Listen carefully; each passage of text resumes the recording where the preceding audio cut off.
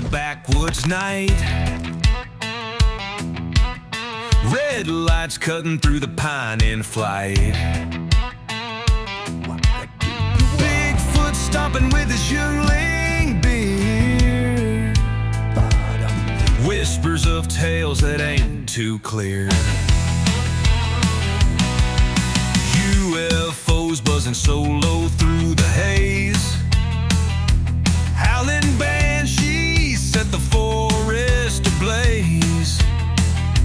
Jersey devil howls, drink rays to the sky. Drunken cryptids party until the morning's night. Yeah. It's showtime, running wild in the moonlight. Stars burn down, watch the freaks all take flight. To good times. Raise your glasses to the mysteries divine. It's showtime, let the cryptids realign. Hey everybody, welcome back to another episode of the Drunken Cryptids. We do have a great guest coming on here in just a little bit. Before I get to him, let me just give a real quick shout out to Blade Media. Dylan over there at Blade Media, I appreciate everything you've done for us. The website, the logo, all of it is great. As a matter of fact, Dylan does have an episode with us. It's the cabinet one. You got to check that out. He goes into some really interesting discussions on it. So if you haven't listened to Dylan's episode yet, yeah, you need to go check it out. The other cool thing is, but again, check out his website, blademedia.com.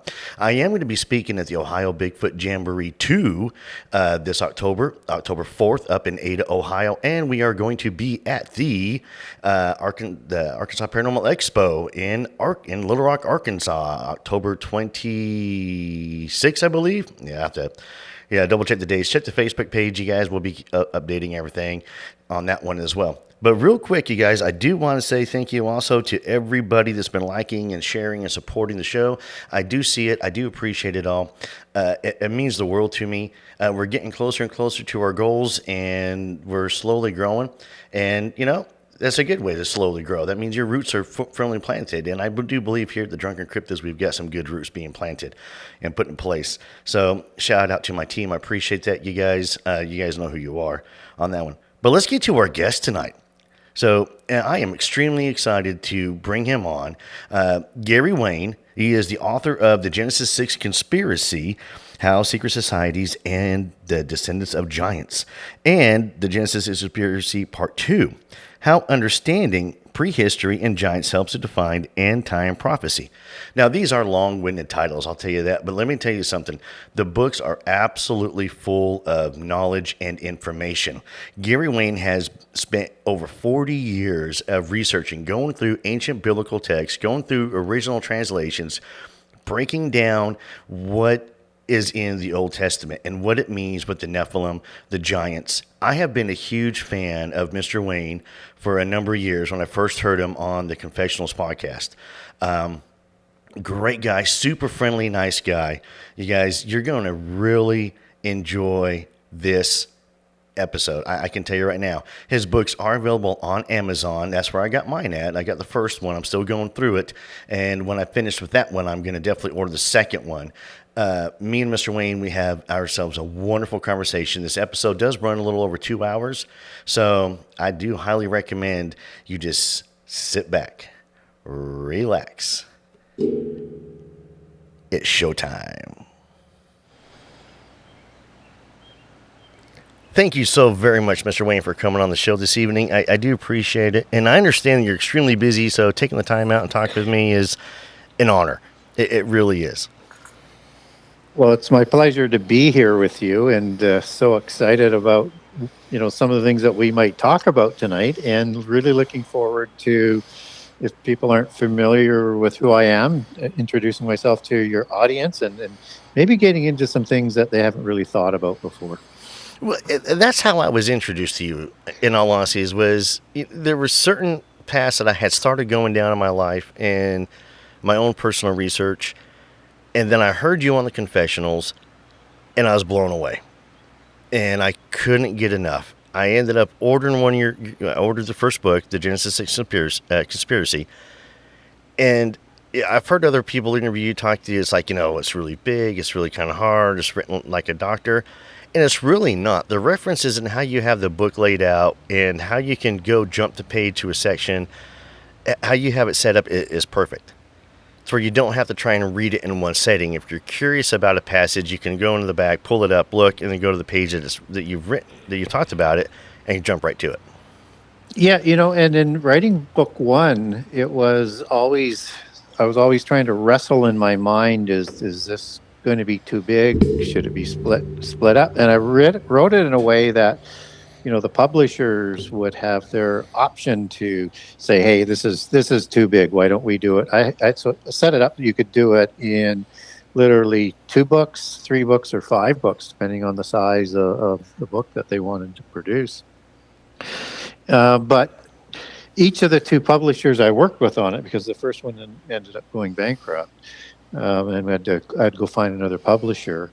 Both of them ended up deciding that the story needed to be told all at once, and it's a complete story, and taking pieces out is just not going to do justice to the overall and overarching narrative to the book. So both had decided let's do it all at once, and it doesn't really hit that ideal price for the marketplace, but it's just one of those stories that need to be told. And so part of the other things that I wrote in the book is that every chapter is a mini chapter, and it only averages 4 to 6 pages, and so that information will come up in the subsequent chapters and many times throughout the book.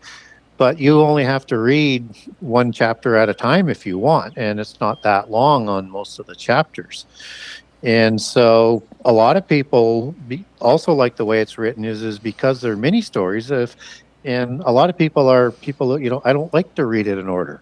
I like to get to what I really want to know, and then maybe go back and read the other stuff if that's what I want. And you can do that because it's all written in mini stories. And I think for the most part, the chapter names sort of tell you what you're kind of looking for.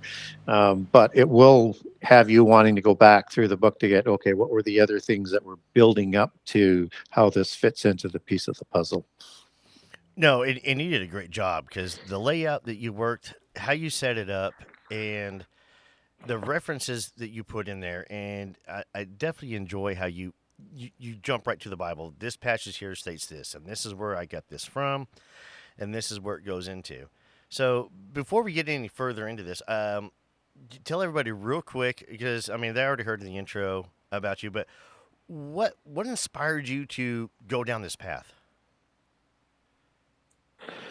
Yeah, I kind of sort of backed my way into it. So, and a lot of times kicking and screaming because it's not really where I wanted to go, but I'm pretty stiff-necked. So my main sort of motivation to read the Bible sort of came from a challenge that I had received when I was quite young, and to read a book, and if I had the courage. And so I did, and it was by the late, Hal Lindsey, and The Great Late Planet Earth was the book, and it scared the socks off of me. So what was interesting is I wanted to, because I'm a contrarian and I like to verify things myself, I wanted to verify what he was saying was accurate and true. And if it was even only 10% true, I probably need to pay some kind of attention to this.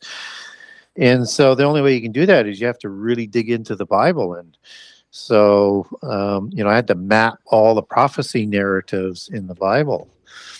And, you get to Genesis 6 pretty quick when you start with Genesis. And all of a sudden you're seeing sons of God, and I didn't know who the sons of God were at that point in time. But they create these giants. And I'm going, well, whatever that is all about, I don't want to have anything to do with. So, but trouble is the giants just keep coming up. So, and when you're trying to track prophecy and prophecy narratives, when you don't know anything really about the topic, you miss a lot, just like you do if you're researching giants or anything else, because it's layered throughout the Bible.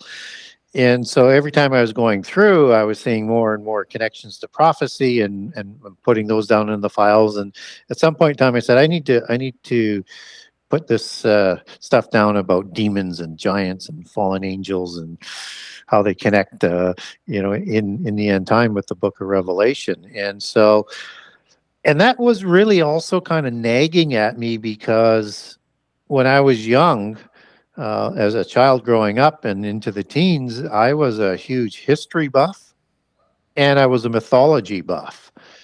And so I knew what was being talked about in Genesis was talked about in multiple cultures all around the world. So that's kind of how I started on it and added the prehistory aspect as part of my previous passion to the newly obtained passion and obsession of trying to understand prophecy because of the impacts. And what I didn't know and what hadn't been really clear in what anybody was talking about is that, one of the things that you learn over time as you do this type of research is that if you want to understand end time prophecy, you have to understand prehistory. If you want to understand prehistory, you got to get into the shoes of the antediluvians and understand their culture and their religion and see what data points are there that a Christian ought to know.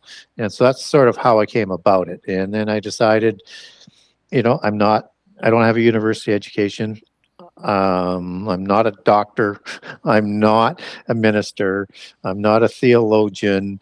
I don't have anything like a platform at the time. I'm just your average person who's on this mission that I can't get off of.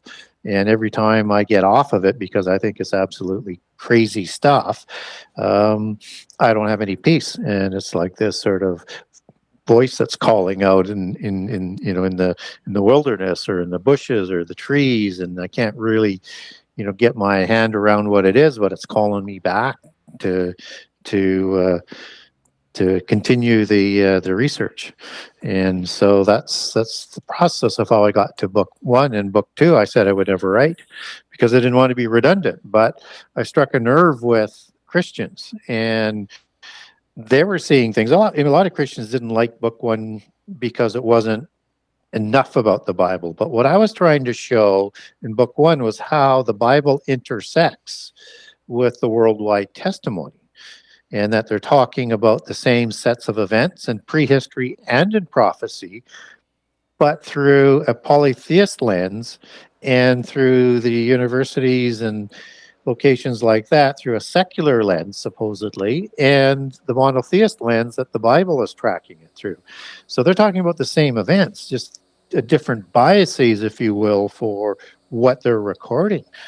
And so I wanted to show Christians that, we have a common history and we have a common destiny, and there's choices to be made once you understand that. No, I agree with you 100% on that. And growing up, I was fascinated with the paranormal, the supernatural, anything spooky, creepy. I was into it, including the Bible and the Old Testament. And when I was going to church, I would ask a lot of questions about the Old Testament, about the flood, and about, believe it or not, Goliath. That story, David and Goliath story, fascinated me to the story of a giant and them referencing a giant. And I bring up Goliath because that is the most famous one that that everybody knows. And so, but with the mythology, I used to read Greek mythology as a kid. Written at a kid level. Obviously, I wasn't like reading college level stuff as at 10. But I love the stories of Hercules. The superhero aspect of it. And even as a kid, I related to, Hercules being an old superhero like Superman at the time. And so that's how I viewed it. And then when you go through with what the research you've done based upon, what is into the Bible, it is absolutely just as scary to where today we're still talking about these super beings. Yeah. But they're not, they're not 15 foot tall. They're not 12 foot tall anymore. But now they're with the use of technology or a DNA manipulation, or they're an alien, i.e. Superman. You know what I mean? Yeah. So what's interesting about Hercules and the giants that are created by the gods, both before and after the flood, parent gods before the flood, offspring gods after the flood, when they create the giants, these are the great heroes of old that the name superhero is kind of based on. And the more as you dig into it, you learn that the superheroes are based on the antediluvian giants of various kinds and the technology. And so they were also known as demigods. And these are an inferior form of gods that the superior gods like Zeus or Cronus would be. In that case, that's an offspring god, and Cronus is the parent god before the flood. And so once you start to understand that these were demigods, and demigods is understood as the offspring of a god and a human female. So it's a physical god versus spirit beings that can take a physical form as what the gods can do because they're fallen angels. You start to see the connections that are going on in Genesis 6, but it's even deeper than that. So there's a passage that's really interesting that people ponder over all of the time that shows up in Superman that I find is just extraordinary, because the polytheists, they know this stuff and they layer it into all of the entertainment. So, in Genesis 10 and 11, we're introduced to Babel, Tower, and Nimrod. And so Nimrod is said to, became a mighty one, which is Gibor or Gibborim, which is used to describe the Nephilim in Genesis 6:4 with the original creation of the original giants before the flood. This is now after the flood, and somehow he becomes a Gibborim. And what is interesting about that is that Superman's name is Kal-El, K-A-L-E-L, and his father's name is Jor-El. Now, the interesting part that is L-E-L, as it's spelled in the Superman mythos, in Hebrew is an angel or a god. And here you have this hero, and he's a superhero, and he comes from another planet in this mythos. But you can't take away the understanding that El has some sort of relationship there in terms of what story is being told. And El is also the parent god in the Canaanite pantheon, taking it back to the Bible for people, and who Baal is the offspring god after the flood. And El created a lot of giants before the flood, as all of the parent gods did, just as Baal creates gods after the flood, known as the Rephaim in the Ugaritic Texts. So you have this name of El and a son of a god, which is kind of this understanding of Superman, and the offsprings were sons of God, right? So now you're starting to see something that's really kind of building in that superhero mythos and getting it now back to Nimrod, whether he was a true, actual Rephaim giant or Nephilim giant, or something else is going on. The Hebrew word there is Kal-El, and for became. And that usually is done in terms of breaking your oath and rituals and sexual rituals and things like that. So there's something really going on with the change that's going on with Nimrod. And Kal-El turns out to be the transliterated form for Superman's name. I mean, you just can't make this stuff up. And in the second book of Enoch, you have during Enoch's ascent to the fifth heaven. I mean, they're talking about these marvelous great men that were giants, and then you see that one of the comics that would be involved with the superheroes is Marvel. I mean, this stuff is not there by coincidence. So understanding that these superheroes is a common legacy all over the world is not something that this world wants us to know, or anything else that you might uncover once you have that sort of realization. Do you think that with the works of the comic books and with the movies that have been coming out based upon this stuff, do you think that maybe they're trying to not soft disclosure, not prepare us to idolize these things, but to kind of make it kid-like. Over imagination. That's not real. Look, it's based upon a comic book, to where it's another tool to use to deter us away from the actual history of the Bible. And as you said many times, you quote the Bible. What was before will be again. And you think that maybe this is part of their war on us today, to not necessarily dumb us down, but to not accept it. I'm hoping I got that across right. Yeah, no, and I know exactly what you're saying, and we'll have to, kind of wait and see how it plays out. It's definitely, on going through some of the ticks here on it is check marks. It's definite brainwashing and preparation to make us aware of this, but not as reality, which is like that mythopoetic style where they put all of this history, genealogies, and different creations into those stories. And it is a fictional story, but the details are right out of their belief system and history. So it's kind of like that. It's like a fairy tale. There are different versions of the same type of literature, and it keeps their culture and their genealogies and their history alive in plain sight, and nobody knows. And so they make really interesting sort of stories to sort of get you hooked on. And then you get an acceptability to it, not necessarily a preparation for this is exactly what's coming, but their literature tends to tell a similar sort of story of how they want to spin this thing going forward. And that once they get to the point perhaps where they want to have more disclosure, we will be more accepting of it and not as shocked, because they've been telling us this for millennia. I agree. Yes, and the cool thing about it is, so my radio show is mainly on Bigfoot, cryptids, paranormal, and such. However, religion has always been a huge fascination for me as a child. Growing up I was raised Mormon in the Mormon Church. I got out of it. My family's listening. It's nothing personal. But there's so many.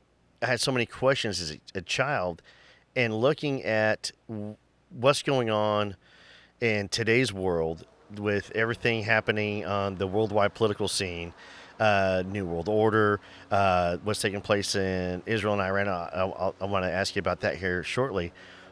But I always believe that through history is how we're going to learn the future and understand our present.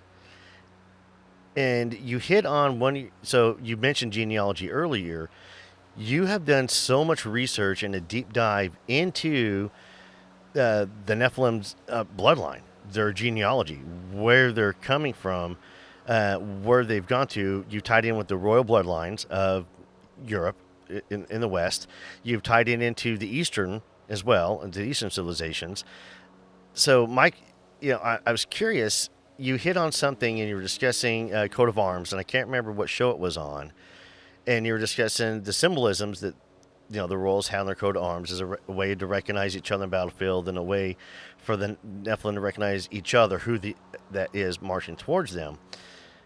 And that struck me a chord when it came to Revelations and through Nostradamus, his quatrains, and through what John had written about for Revelations. And if you read it, there's some mythological creatures that are mentioned in through Nostradamus and with John. And I was wondering whether or not you think that they're describing the coat of arms of the Nephilim. If that made any sense. Yeah, I got it. I think I would distinguish some of the creatures that John is describing from the heraldic form of communication within the standards, banners, and coat of arms.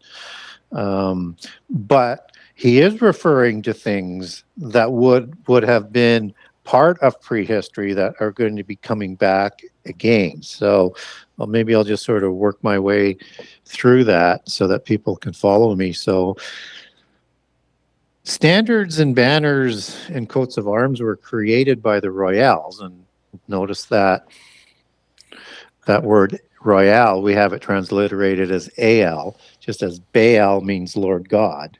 That is just like El, and Roy is old French for from roi or ROI, Roy, as we would sort of say it in English, and it goes back to Latin for reg in regalis, and for the ruling class with that title, and back to the language of the giants, Indo-Aryan or Indo-European, and to the root word that we get ruler from, which is reg, R-E-G. So you have this etymology that they have that is living, that's also part of their genealogies.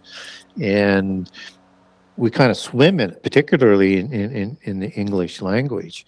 So these standards and banners were created to identify to each other of all of these royal bloodlines and royal houses around the world, where they come from and where they fit. And it's a taciturn language that they could ride into another realm with their standard, and the local ruler there, the local royal, would understand through the image on the coat of arms, who they were. And so typically we see interesting things on the coats of arms, and there's a lot to it. There's more than just the creatures that are on these standards and banners.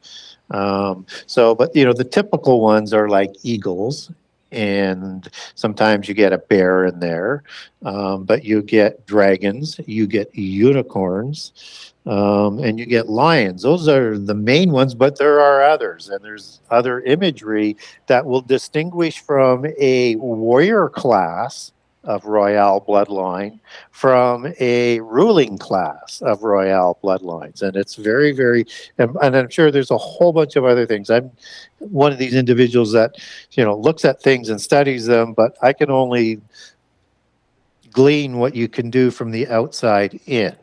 But believe me, every little thing on a set of coat of arms is very, very important to where they fit into the hierarchy of the royales.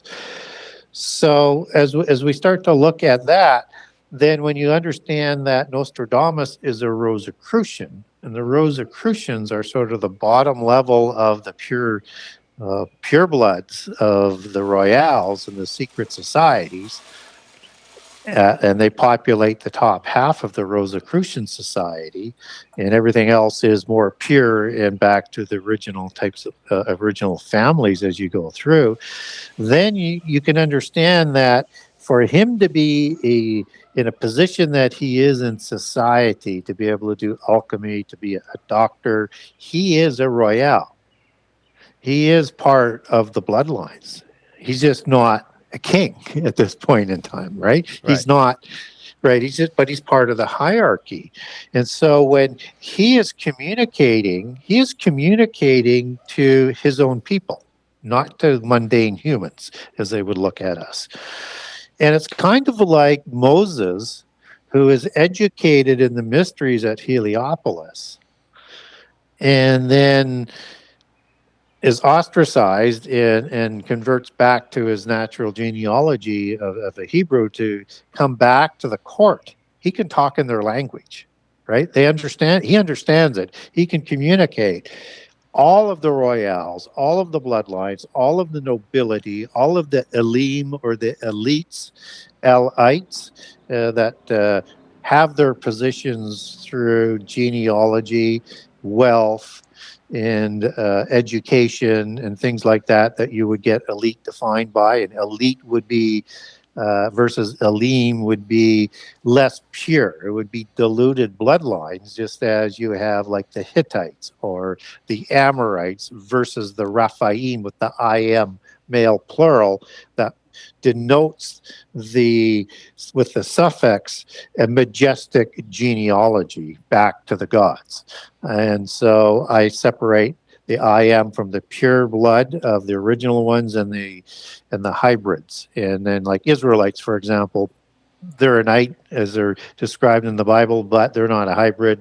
We know they have a complete human sort of ancestry and genealogy. So what happens with these coats of arms is that they will take their genealogies back to specific Nephilim and specific Rephaim patriarchs and sometimes matriarchs, and that they will go back to a specific celestial mafia godfather, which is the fallen angel or the god.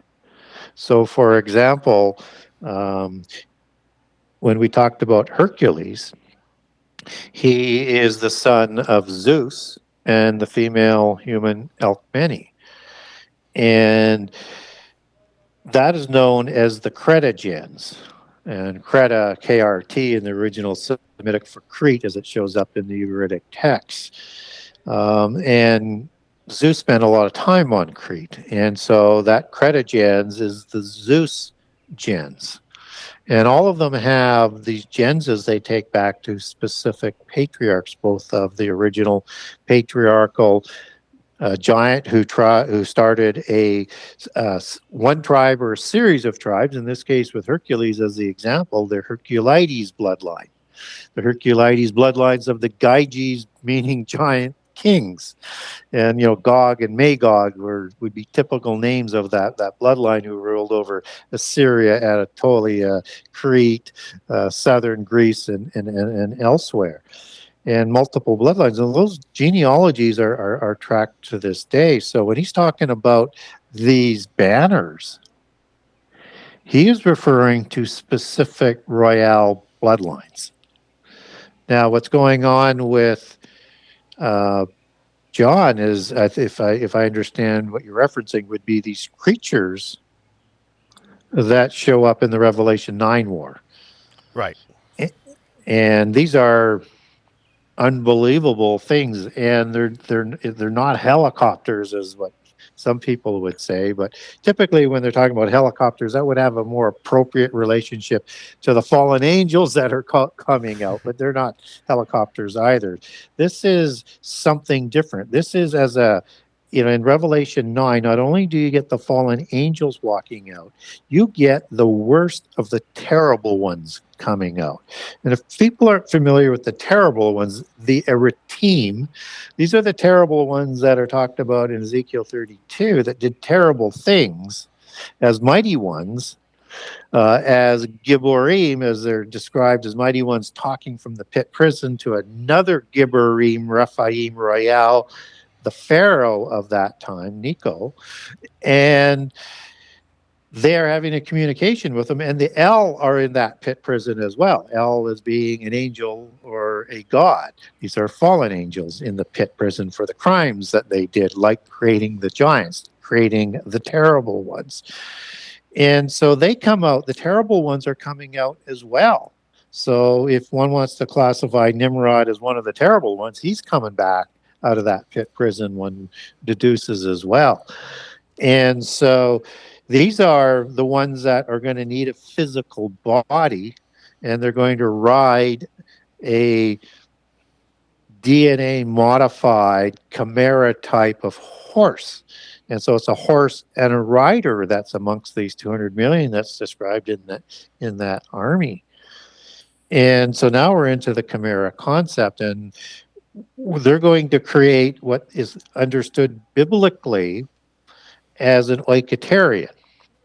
An oikotarian is the word in Jude 1:6 for the word habitation that the fallen angels left in heaven. It's the house in heaven in 2 Corinthians 5:2. It's a dwelling place. So the definition specifically for this word, and there's derivatives of that word that have nuanced meanings to this, but specifically the oikotarian word means a dwelling place for the spirit.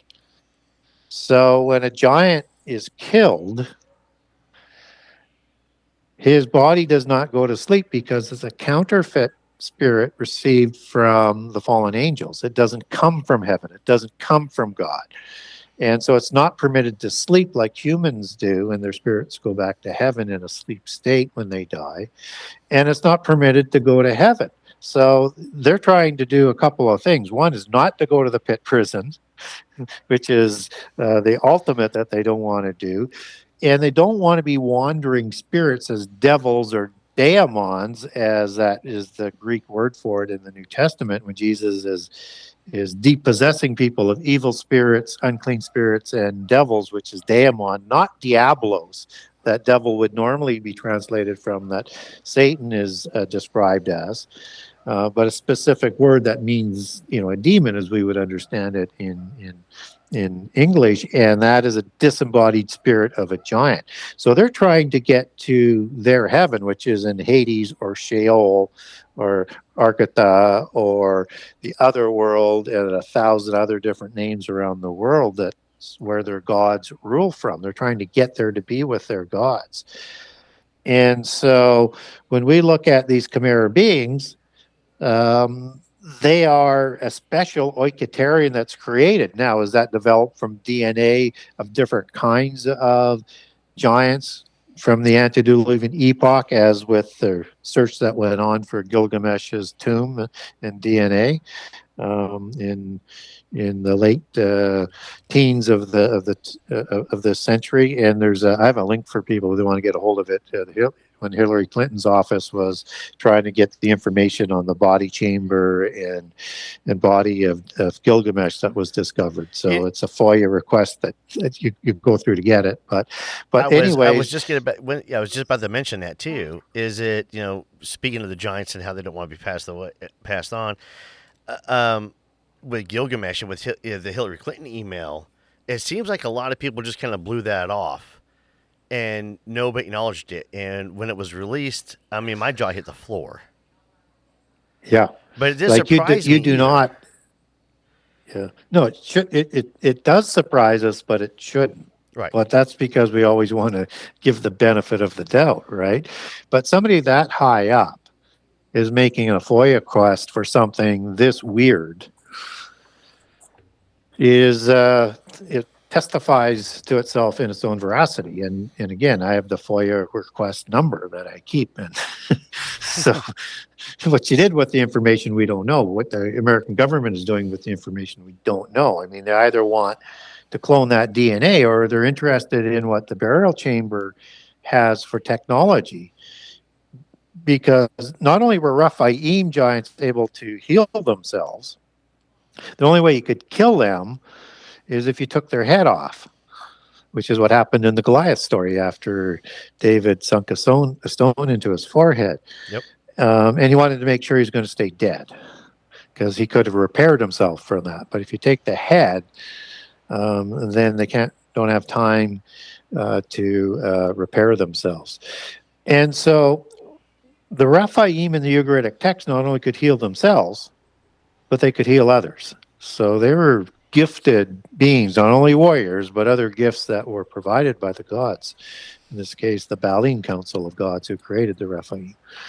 Well, since not to interrupt you, but since you mentioned that, you mentioned, the only way to kill these, the Nephilim is by taking their heads. Isn't it kind of funny how, like, a lot of the vampire, lore is, to behead them? Well, yeah, it's based on that, right? And they also add a stake through the heart. I don't know whether that works or not, but there's enough fear of them, or that's part misdirection, so that you're not specifically looking at the head. But yeah, it's when you look at Bram Stoker's Dracula, it tells a story in itself. Dracula, it means with the A on the end, son of a dragon. Draconta is the root word in Greek for Dracul, and that means a watcher, as in a watcher angel. And a watcher angel in this class was known throughout the Middle East as a Uraeus god, a serpentine god. So you're going to see Greek gods with wings and serpentine faces, Baal, El. You'll have Osiris. Many Egyptian gods are depicted as Uraeus gods as well. They're seraphim, is what they're referring to. Seraphim angels, six-winged, serpent-faced angels. They were dragon angels. And when they produced offspring, they would have produced offspring that looked just like them, because they would have taken that physical form and passed it on through that DNA by creating their own Oikotarian. Just as we see, for example, Zeus creating offspring. And he can also turn himself into a wolf in their history and mythology. So they can take different shapes, but typically they like to take their own preferred choice of who they actually are. And it starts to answer a lot of questions when you understand that they reproduced. And initially, the giants and the kings in the antediluvian world, they were called serpents, particularly in Sumeria. And all around the world, they're depicted as serpents. And again, after the flood, most of them are depicted as serpents until they start to dilute their bloodline because something changes in terms of their ability to reproduce, and they have to intermarry with humans, and it starts to diminish those features and gifts with that intermarriage. Well, so when we look at, well, we Go ahead. mentioned a lot. Yeah, we mentioned a lot of them after the flood, and the flood was there to wipe them out. Am I correct on that one? God flooded the world, wipe them out, start humanity over again with the bloodline of Noah's bloodline. Well, that's an inference that religion has, that it was designed to wipe them out. It was designed for a restart from a monotheist perspective. That's what I was asking you to get into. Good, thank you. Yeah. you kind of picked up what I was getting at. Thank you. Because I know, because a lot of the audience says that, that like antediluvian, they're not, what I mean? So, and, for those who don't know what those terms mean as well. So that's why when I mentioned the flood, because we're talking after the flood, and a lot of people believe, like I just stated, that the flood wiped everything out. Noah started over again, two of animals, two of everything. The world's corrupted. So if you could dive into that a little bit for everybody, that'd be great. Sure. And I'll find a way to knit back through this if I can. Sorry. It's okay. So if you look at the polytheist version of the flood, is their offspring has become too wicked. Their demigod nature has been usurped by the human nature, and it's making them evil, and they're originally created as good. And the humans, the mundane humans, are too noisy, so they need to bring the flood. So two things in there is that in the polytheist accounts, it is the fallen angels, or the gods, as we would understand that from Christianity, who want to bring the flood. And they even recognize that their offspring that was created to destroy humankind became evil. But the bigger point is whether or not God brings the flood or permits the fallen angels to bring the flood.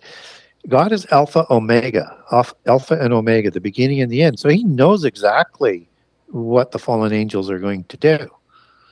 And that he's not surprised that giants are going to be after the flood in the post-Diluvian era versus before the flood in the antediluvian era. In fact, he already knows this, but he lets things play out through free choice. And they're going to choose to either have them survive and or recreate, or both.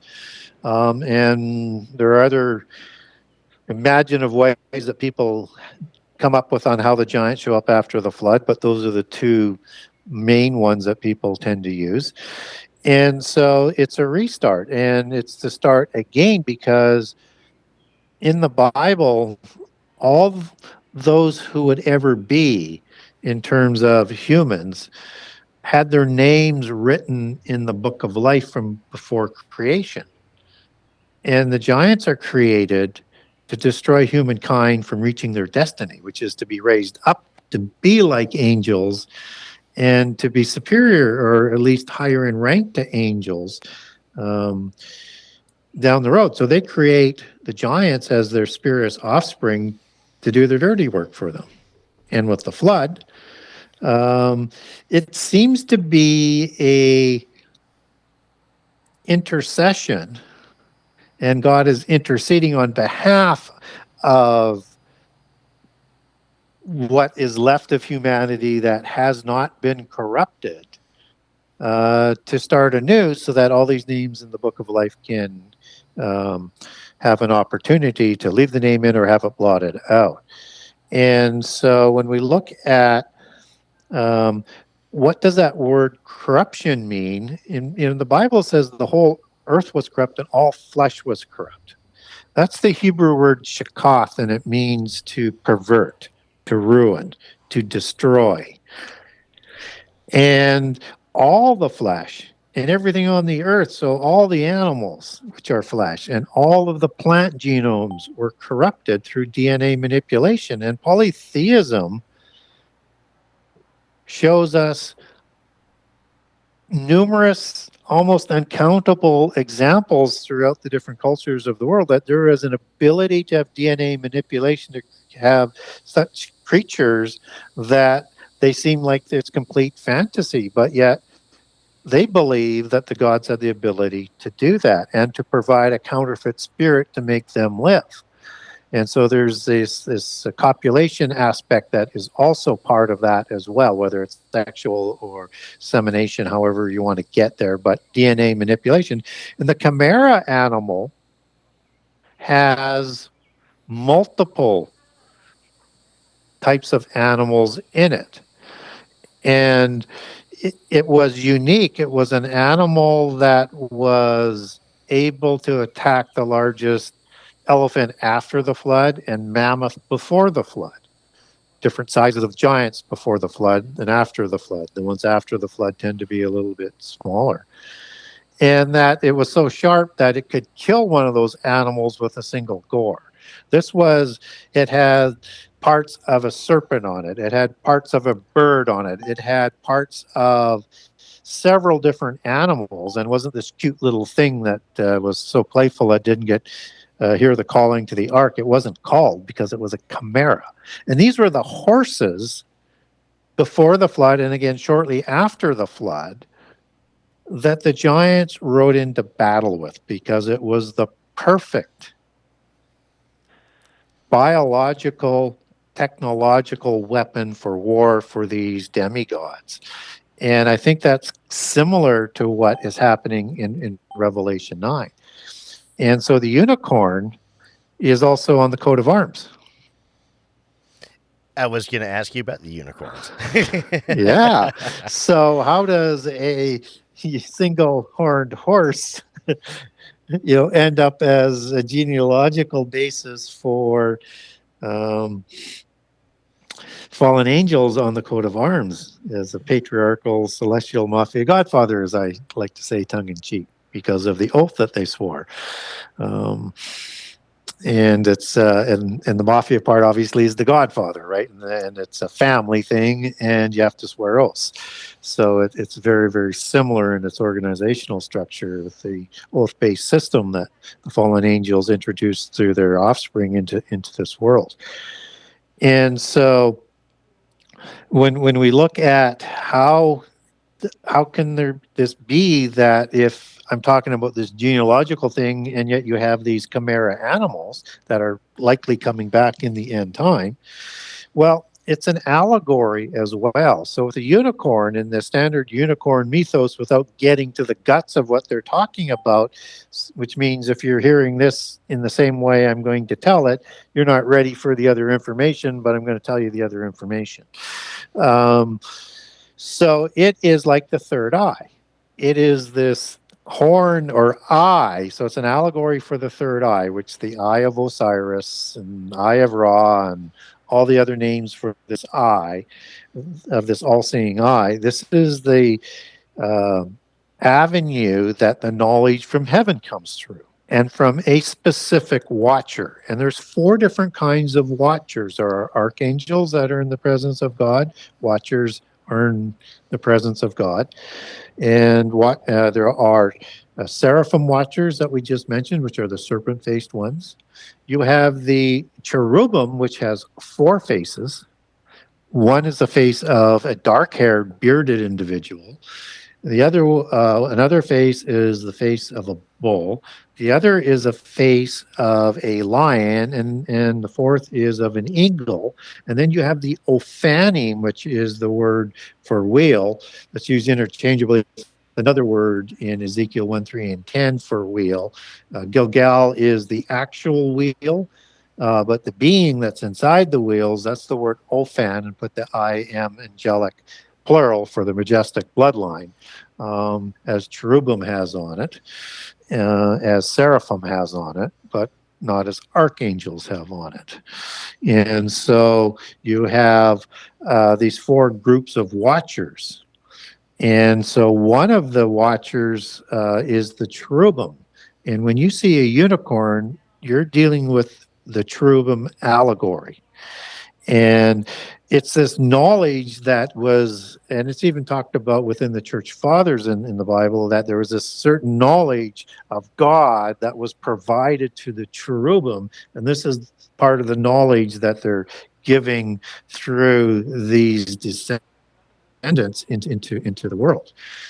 And so a unicorn is representing a cherubim, and it is not necessarily a lion god. It's not necessarily a bird god, but it is one of them, and it could be understood as maybe a bull god because of the horn. So when you have these double-headed horns in history, and the sun disk is in the middle of that, and the unicorn is giving you sort of an allegory of that. So it's a cherubim. We just don't know which depiction of a cherubim. And when a cherubim takes a physical form, creates an oiketerion for themselves, they are going to take one face. Where do we see this best depicted? The easiest way is go to the Anunnaki watchers. These are cherubim. So you'll see this imagery that has this ritual going around, some sort of technology that some people call, a tree of life. And in one depiction, it is these bearded, black-haired, very stocky, stout with wings, Anunnaki watcher angels. But the other depiction is a bird. And so it's an eagle or a raven or an owl, depending on what culture that is recording these type of Tengu watchers, as they're called in Southeast Asia and into China. And so whichever one they're representing there, or there might be multiple bloodlines that have been signed in that the unicorn might be representing there. But that unicorn isn't presented as a cherubim, it's presented as something different. I think it's probably not the scion, but I'm only guessing on, I think it probably goes more to the bull side of it. Now, we also see other depictions of the cherubim in the ancient world where you have a sphinx, which could have a human head or a lion's head. Remember, a lion's head is one of the cherubim faces. As you move into other locations in the Middle East, you're going to see the bulls, a part of the cherubs. Cherub is the same thing, just a transliteration. And as you get into other ones, you're going to see bird-faced ones, and we would recognize those as gargoyles, as they're depicted on some of the cathedrals.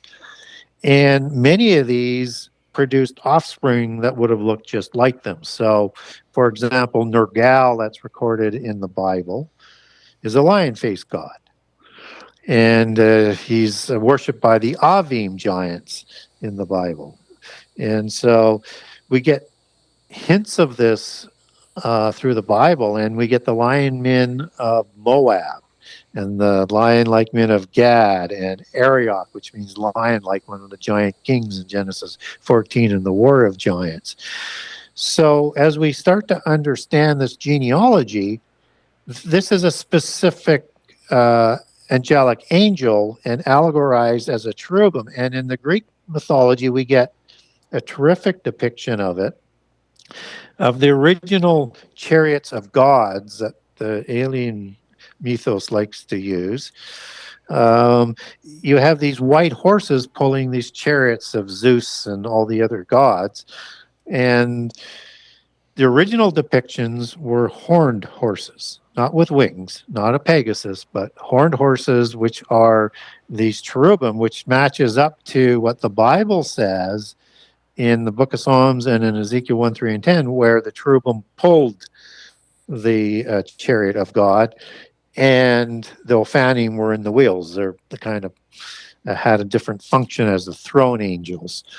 And so once we start to make some connections in terms of the genealogy that shows up, we shouldn't be too surprised why dragons show up on coats of arms. We shouldn't be surprised that lions show up on coats of arms, and sometimes together, which is showing clearly, like with the unicorn dynasty of the Stuarts, where you have a lion and a unicorn. And or the current Windsor, they will use a lion and a unicorn, but the Hanoverian one, which the Windsors are, because they changed their name to Windsor in World War I for obvious reasons, because they're of German descent. The Hanovers have a double unicorn on theirs. And so it starts to make some sense as to what we're talking about here in terms of prehistory and the language of those who rule over us today. That is fascinating. I've got so many notes written down. Wow. Okay, real quick. We were talking about the Watchers. Well, you brought the Watchers earlier. And of course we know that they can't go, either they go to the pit, they can't go to heaven, obviously, because they're not allowed, because their spirits aren't heavenly. So in the paranormal world, there's you may have heard that they're called shadow people, to where Yep. So I was kicking around the idea, and it was last year. I kept referencing the shadow people as like peeping toms, because they always seem to be, every encounter. I've encountered them a few times in my life. They seem to be just watching, just like like a peeping tom would be, until you recognize that they're there, and then they would run away. So I came up with the theory that maybe the shadow people could be the spirits of the Watchers, and that's what they're doing. They're still watching, whether for an opening, like you said, to have a body, because that way they can stay out of the pit. But they just seem to be always watching until you acknowledge that they're there, then they run off. And, with the 4 types of Watchers, one of the most, everybody references is scary, is like the Hat Man one. It's like a shadow person wearing a hat. I saw one with a top hat. Others have seen it with a cowboy hat. And I think some of that is just kind of how we perceive it at that time. So, and I was going, I wonder which one the Hat Man would fall under. And it's just a theory that I have, because it just seems to be their nature. And if you look at, what the Watchers were doing at that time, maybe they're still doing that in their, spirit form. So they're not considered a daemon demon, Yeah, so I mean, we could have two different things going on. We don't see the gods who aren't in the pit prison, and there's more outside the pit prison than there are in the pit prison. And they still rule over this earth through the council of the gods, as described in Psalms 82, and it's a standard dogma in polytheism, whether it's at Nippur or Mount Olympus or any one of the 7 holy mountains around the world in polytheism. So there's something been changed where they don't walk amongst us like they did before the flood and immediately after the flood. And I think it's the result of the crimes that are repeated again in the early post-Diluvian world, and there's more restrictions put on again after that, just as there were after the flood, after the first incursions. And so if they're ruling this world and they're not permitted to be in a physical form without retribution or consequences at this point in time, then you would take a spirit form. And if you're a dark angel, you would be a dark spirit. Or if you're a terrible one, you'd be a dark spirit. So these are words and terminologies that within the bloodlines they understand, and when they get into the different nuances, whether it shows up in entertainment or in actual paranormal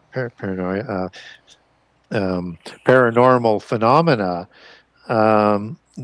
we're seeing their terms being expressed in ways that mean something to them, but we're still kind of left guessing.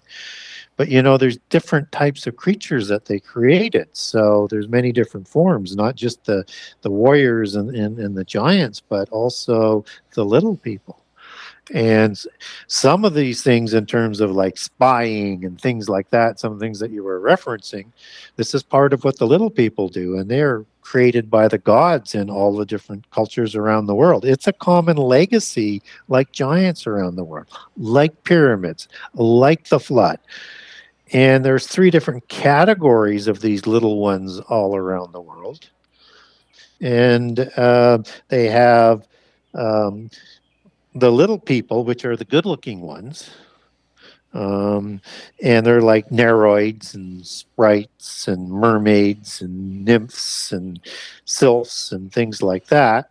And then you have mischievous ones that are quite small, and they're like leprechauns and pixies and brownies and menuhe and Hawaii imps. And each of these also have names within the First Nations in North America as well. And then you have the ugly ones like the gnomes and the dark elves, the trolls and the hobbits and the goblins and the dwarves. And there's this big list, but it's these same 3 groups of little ones matched with another group called salamanders or reptilians, which are larger and larger than a human. Probably the size of what a serpent Nahash originally was. So maybe they saved some, maybe they recreated them, but taller than humans that would sort of live in the earth today. And these are called elementals in the occult, and they're at the lowest level of the hierarchy. And salamanders are higher than within the elementals of the lower 3 classifications, as I understand it. And so the demigods would be sort of at the top of that with the original, Nephilim and Rephaim. So there's this hierarchy that we're dealing with, and not all of these little ones would have had bodies that survived. And so you'll get demons as part of these little ones as well. Now, I know they're always trying to clone and regenerate in part of the encounters that they have. And many of these are what we see in the alien mythos, particularly with the gray gnomes, which are identical in accounts of gray gnome abductions, having UAPs and doing sexual experimentations. And it's identical, believe me, from the description of the beings to what they do. So we need to sort of account for that there's different kinds of demonic spirits in the hierarchy that would be originally part of the visible ones representing the invisible ones who rule from the council of the gods. But when their bodies die, and if they're still in the earth, then, or have the ability to come through portals, they're going to be in that spirit form. So when we start to get into like the shadow people and things like that and all of these other strange encounters, it makes your mind sort of go to mush. There's so many different kinds of these creatures. You're right, and it's there's so many of them out there, to where like I have this thing with the Fae folk. I really do. I think me and the Fae folk have like our own little weird battle going on. And I crack jokes about it, but they are very mischievous. They're untrustworthy. I've never seen one. My old house, they just seem to be really prevalent there. Just off topic, story real quick. I had my favorite coffee cup last year, and I was drinking coffee in the morning, and there was no cracks in it, nothing wrong with it. It was a perfectly normal coffee cup. And when you get to the bottom, that last little bit of coffee, you're outside, you just kind of toss the coffee out or toss your drink out. Well, I had done that, and I'd held on to the handle, and the rest of the cup went. So the whole handle got separated. It just clean break. No cracking, nothing. And I was like, yep, it's the Fae folk. So that's just my own little funny story about me and the Fae. Yeah, I know. It's and it's unbelievable how many encounters that are sort of ongoing on this. Some people recognize them as the fairy folk, and some people understand them as sometimes alien encounters. So what's interesting is that they're called elementals in the occult. So, if you look up in Webster's dictionary, for example, what's the meaning of elemental? It means as pertaining to the elements, and it means the nature of an ultimate simple constituent, or the basic element of the universe. So that's one meaning. And then it also means pertaining to the rudiments or first principles, pertaining to the agencies, forces of natures of its four elements: earth, water, air, and fire. And the elementals are, of those four groups, each represent one of those elements. And biblically, we get elementals as well that are used in Galatians 4, 3, and 9. And these are part of the ones that work with the fallen angels in that chapter that keep us enslaved in this world. And it's the Greek word stoichion. And that word can be also used in the Bible to be translated as the basic element of the universe as well. So the meanings and definitions in the Bible are connected to the same ones that we're getting for the scientific community use of that language as well. And it also means these ones that are ruling and keeping us in this world in Galatians 4, 3, and 9. It's translated also as rudiment from stoichion, and expressing the same concept as Galatians 4 is in Colossians 2, 8, and 20. So we get biblical confirmation of these beings. We get polytheist confirmation of these beings. We get words used coming out of the science that's put into the 7 sacred sciences dictionaries that gives us the 2 different meanings. And yet we're supposed to believe these are fictional characters. And it falls back to what we were saying, earlier. I was, when it comes to Marvel, the superheroes, and they painted out unicorns to be these really, mythological, magical, kind of happy-go-lucky creatures. Same thing, dragons, mythological. Every culture has a dragon story. Every culture has, even ancient civilization cultures have, unicorn stories, dragon stories, little people stories, everything. And it seems as though that the powers that be today are doing what they can to make it into a joke. Well, prime example, like what they've done with Sasquatch. They've made it into like a dumb creature that's not real, through the commercials and Jack Link's. Those, that's what they've done with it. To where they're trying to, it almost feels like they're trying to hide the truth by showing the truth as comical, or again, kid-like. And I hate using the term kid-like, but it's like, imagination, it's not real, it's a fairy tale. And it seems that they're hiding it in a fairy tale, but it's the truth, if that makes any sense. That's exactly what they're doing. And they've got us prepared to, have that happen all the time. And people accept it. I mean, it's just, we all grew up with Walt Disney, who was Rosicrucian. And all the entertainment is controlled by the elites of the top 2 classes. All that, until recently, we're the only educated class.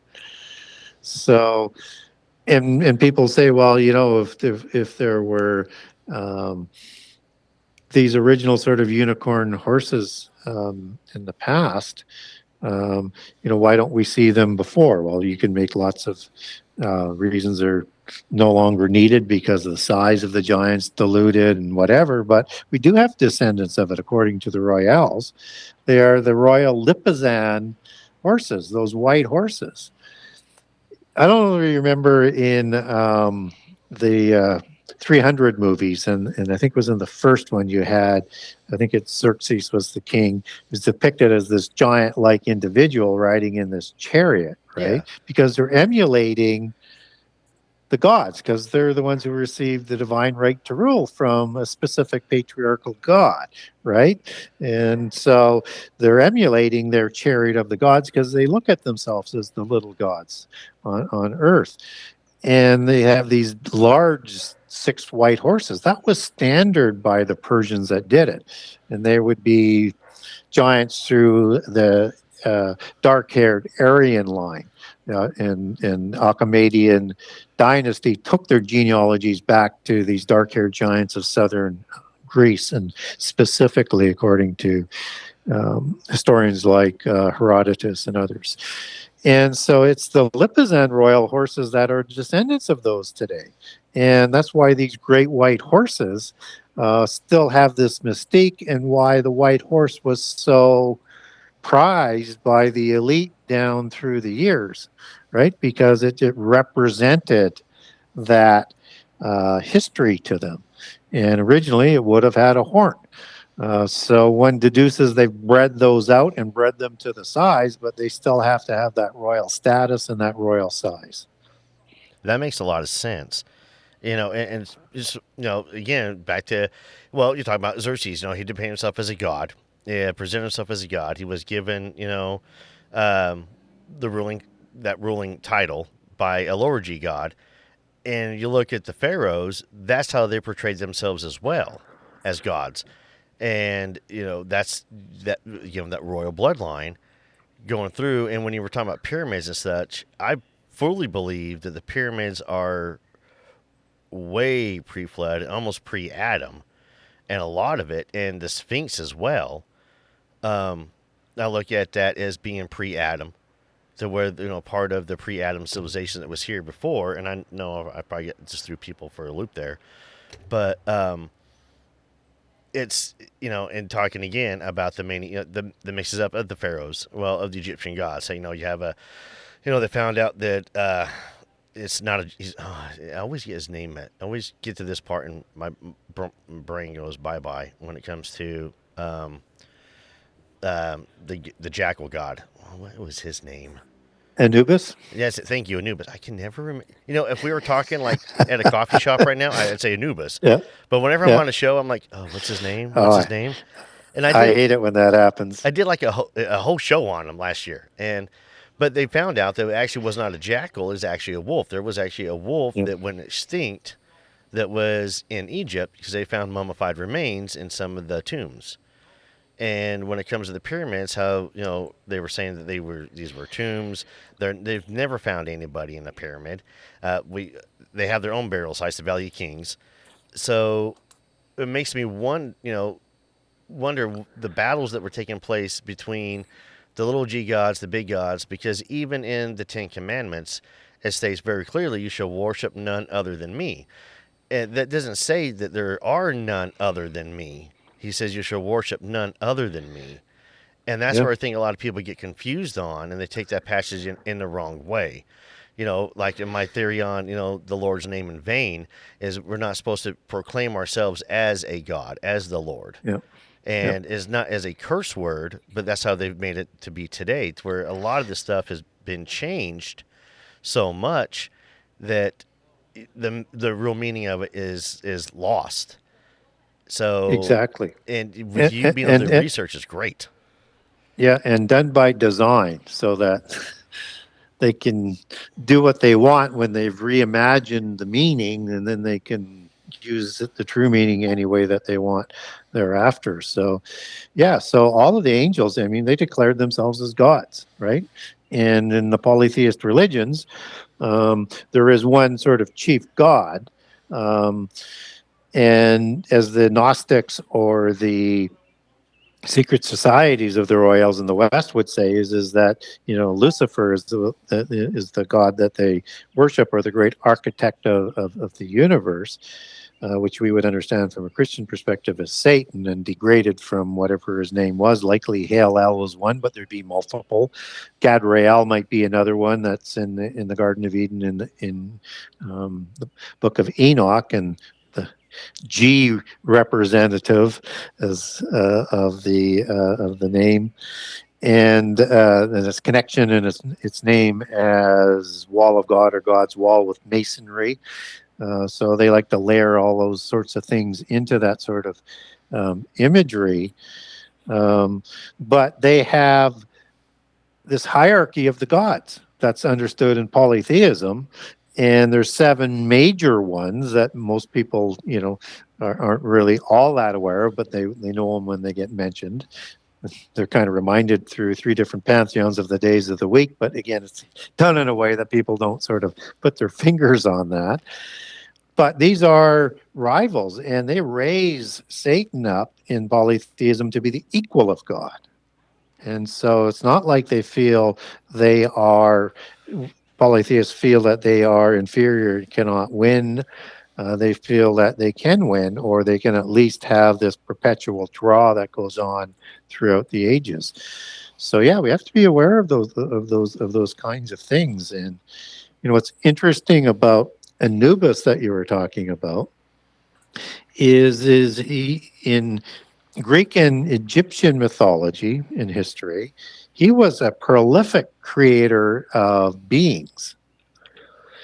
And he had a city that he created after to be the home for the beings that he created. And it was called Sinoopolis, as it's understood in Greek, meaning dog city. And Anubis is thought to be an Anubis-like gods, although we don't specifically get one in the Bible that has a dog that we could associate with a dog. We do get one king that is called Nebaz. Again, this is the same place where we got Nergal from for the lion god in 2 Kings 17. And Nebad is, again, an Avim god, one of the giant races after the flood.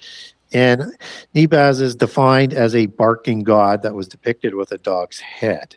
So there is an angel, even though we don't get descriptions of what all the angels look like, there is a specific angel with a dog's face one sort of gets from that.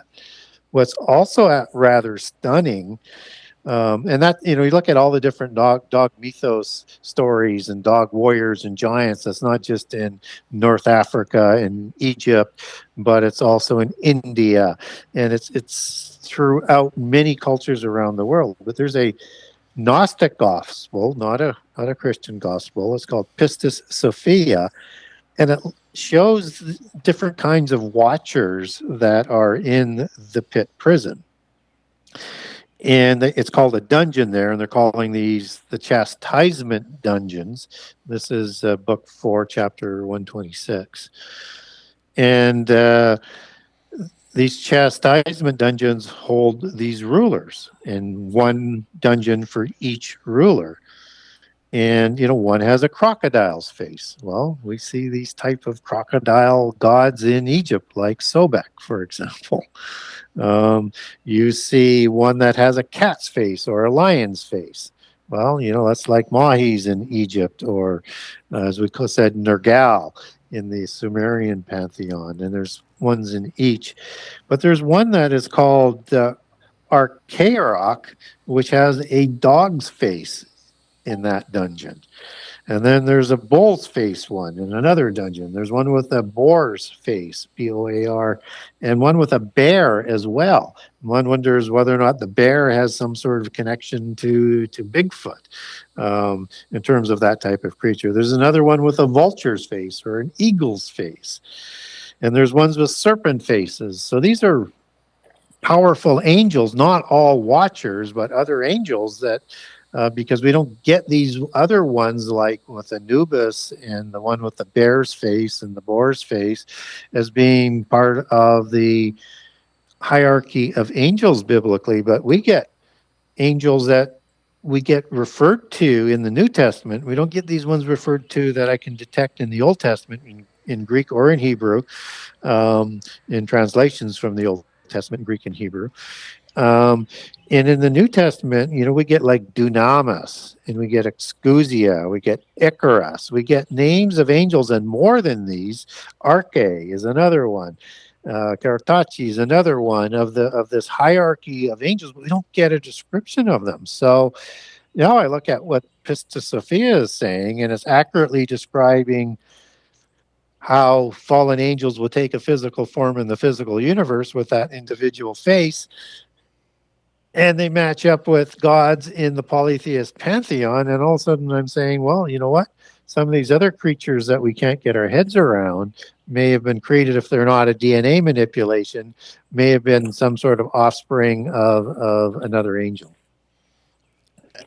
I agree 100%.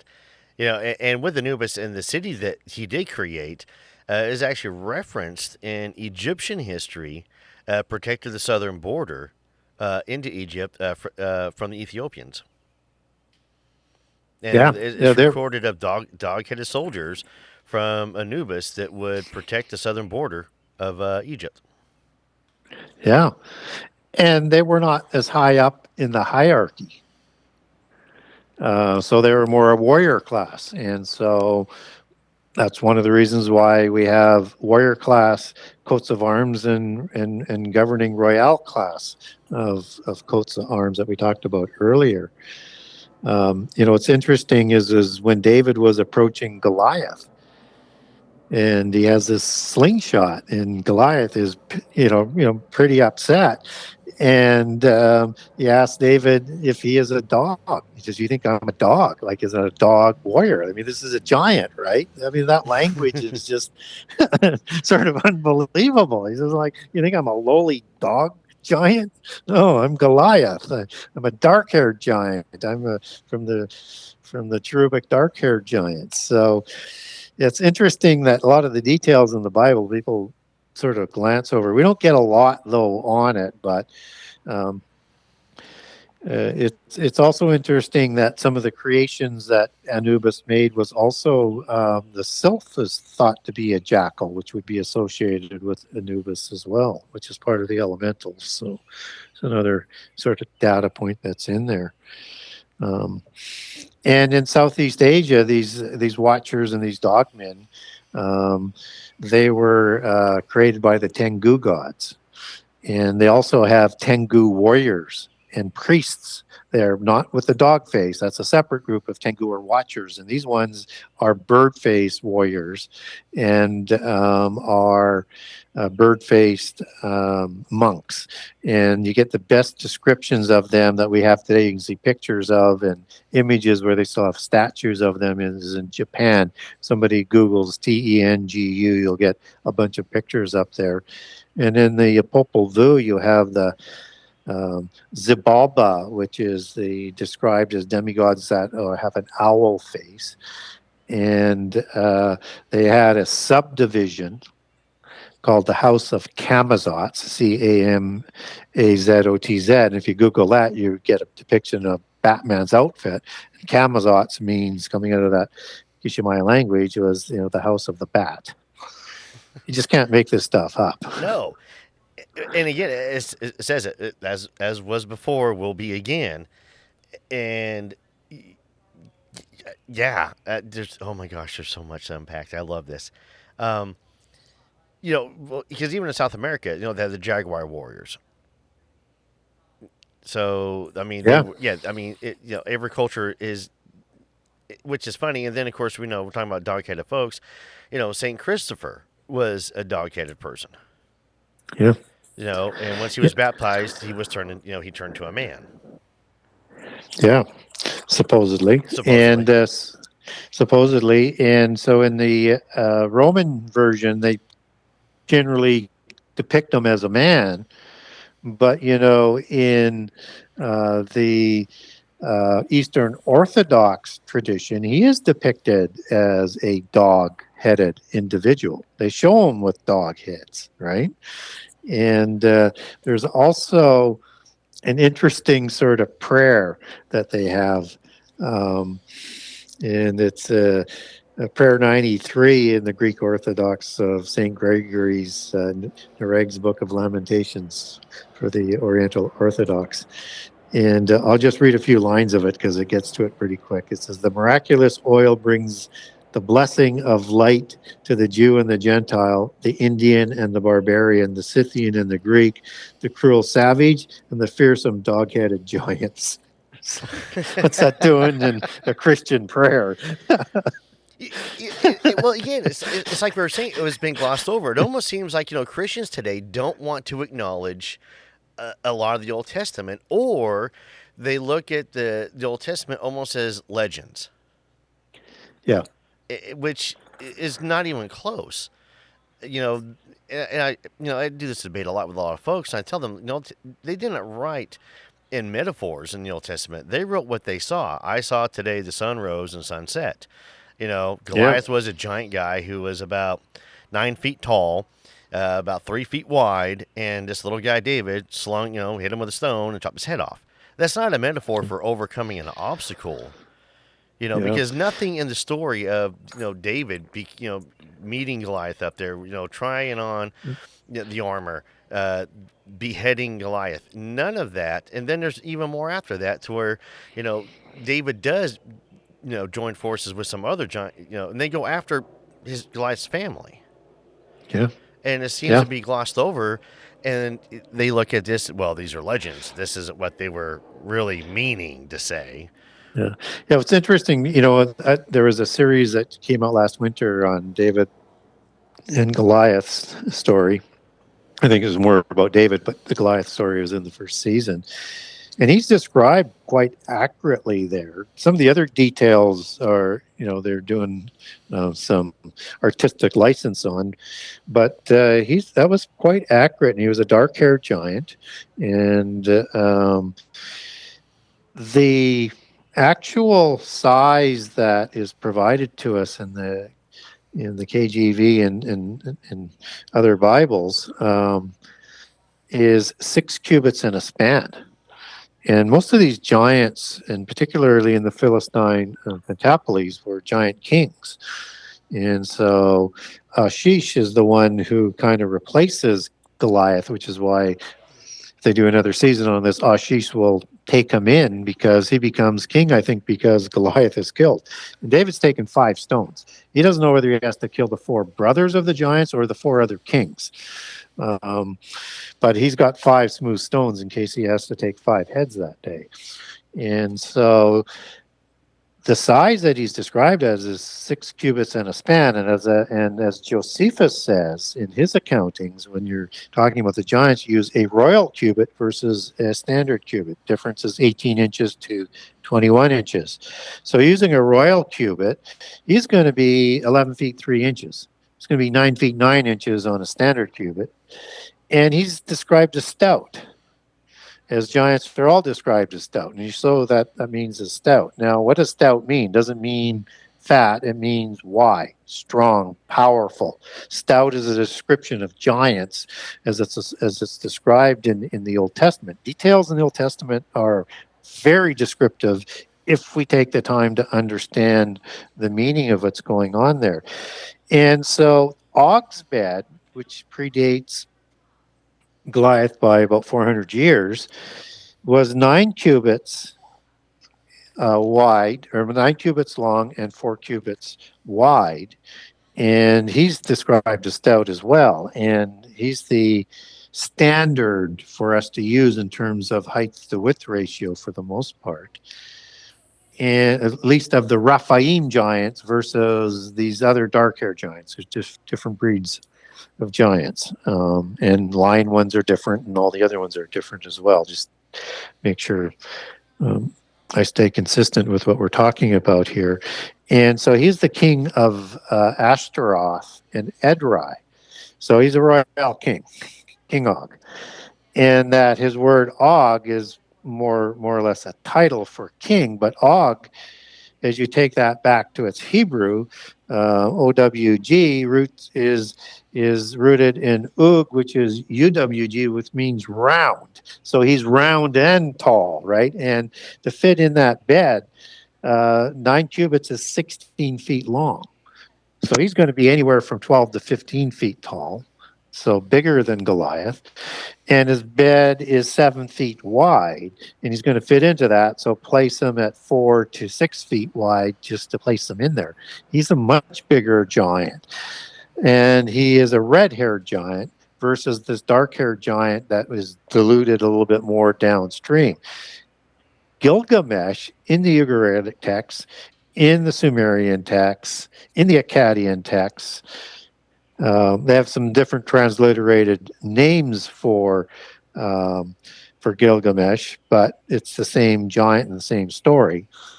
He is 11 cubits tall and he is 4 cubits wide. So he is 19 feet tall as King of Uruk, and he is 7 feet wide. Like when we're talking wide, we're talking really wide in that type of giant. He's a dark-haired giant. So they may be a little bit bigger after the flood than the red hair and the blonde hair giants.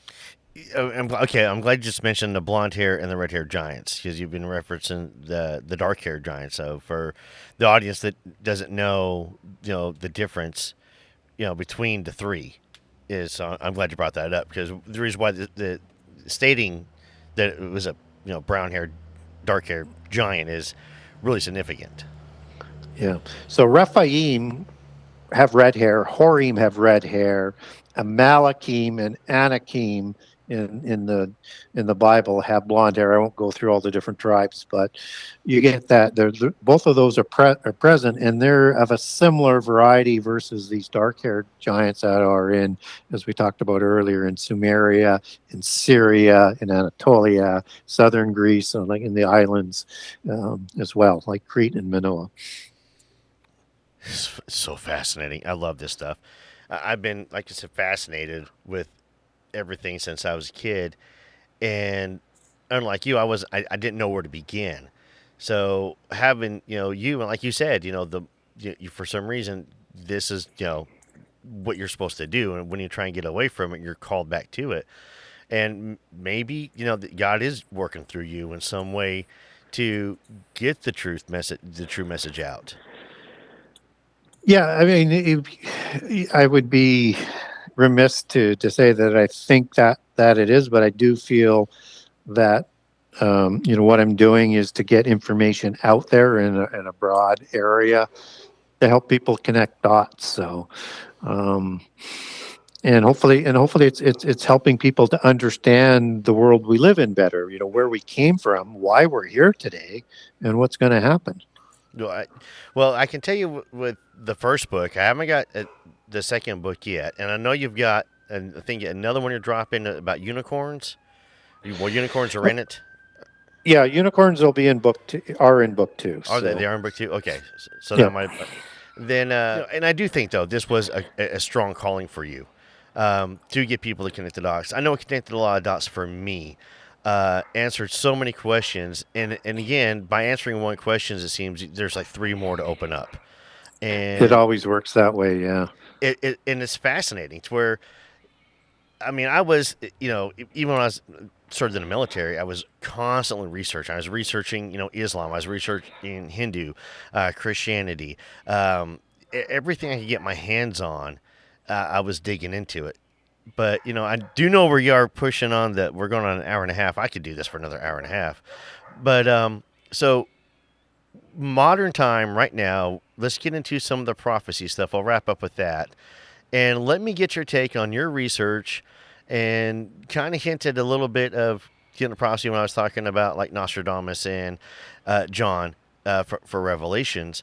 So the current situation we got going on in the Middle East with, we got Iran and Israel throwing rockets at each other. What's your take on that right now? Just out of curiosity.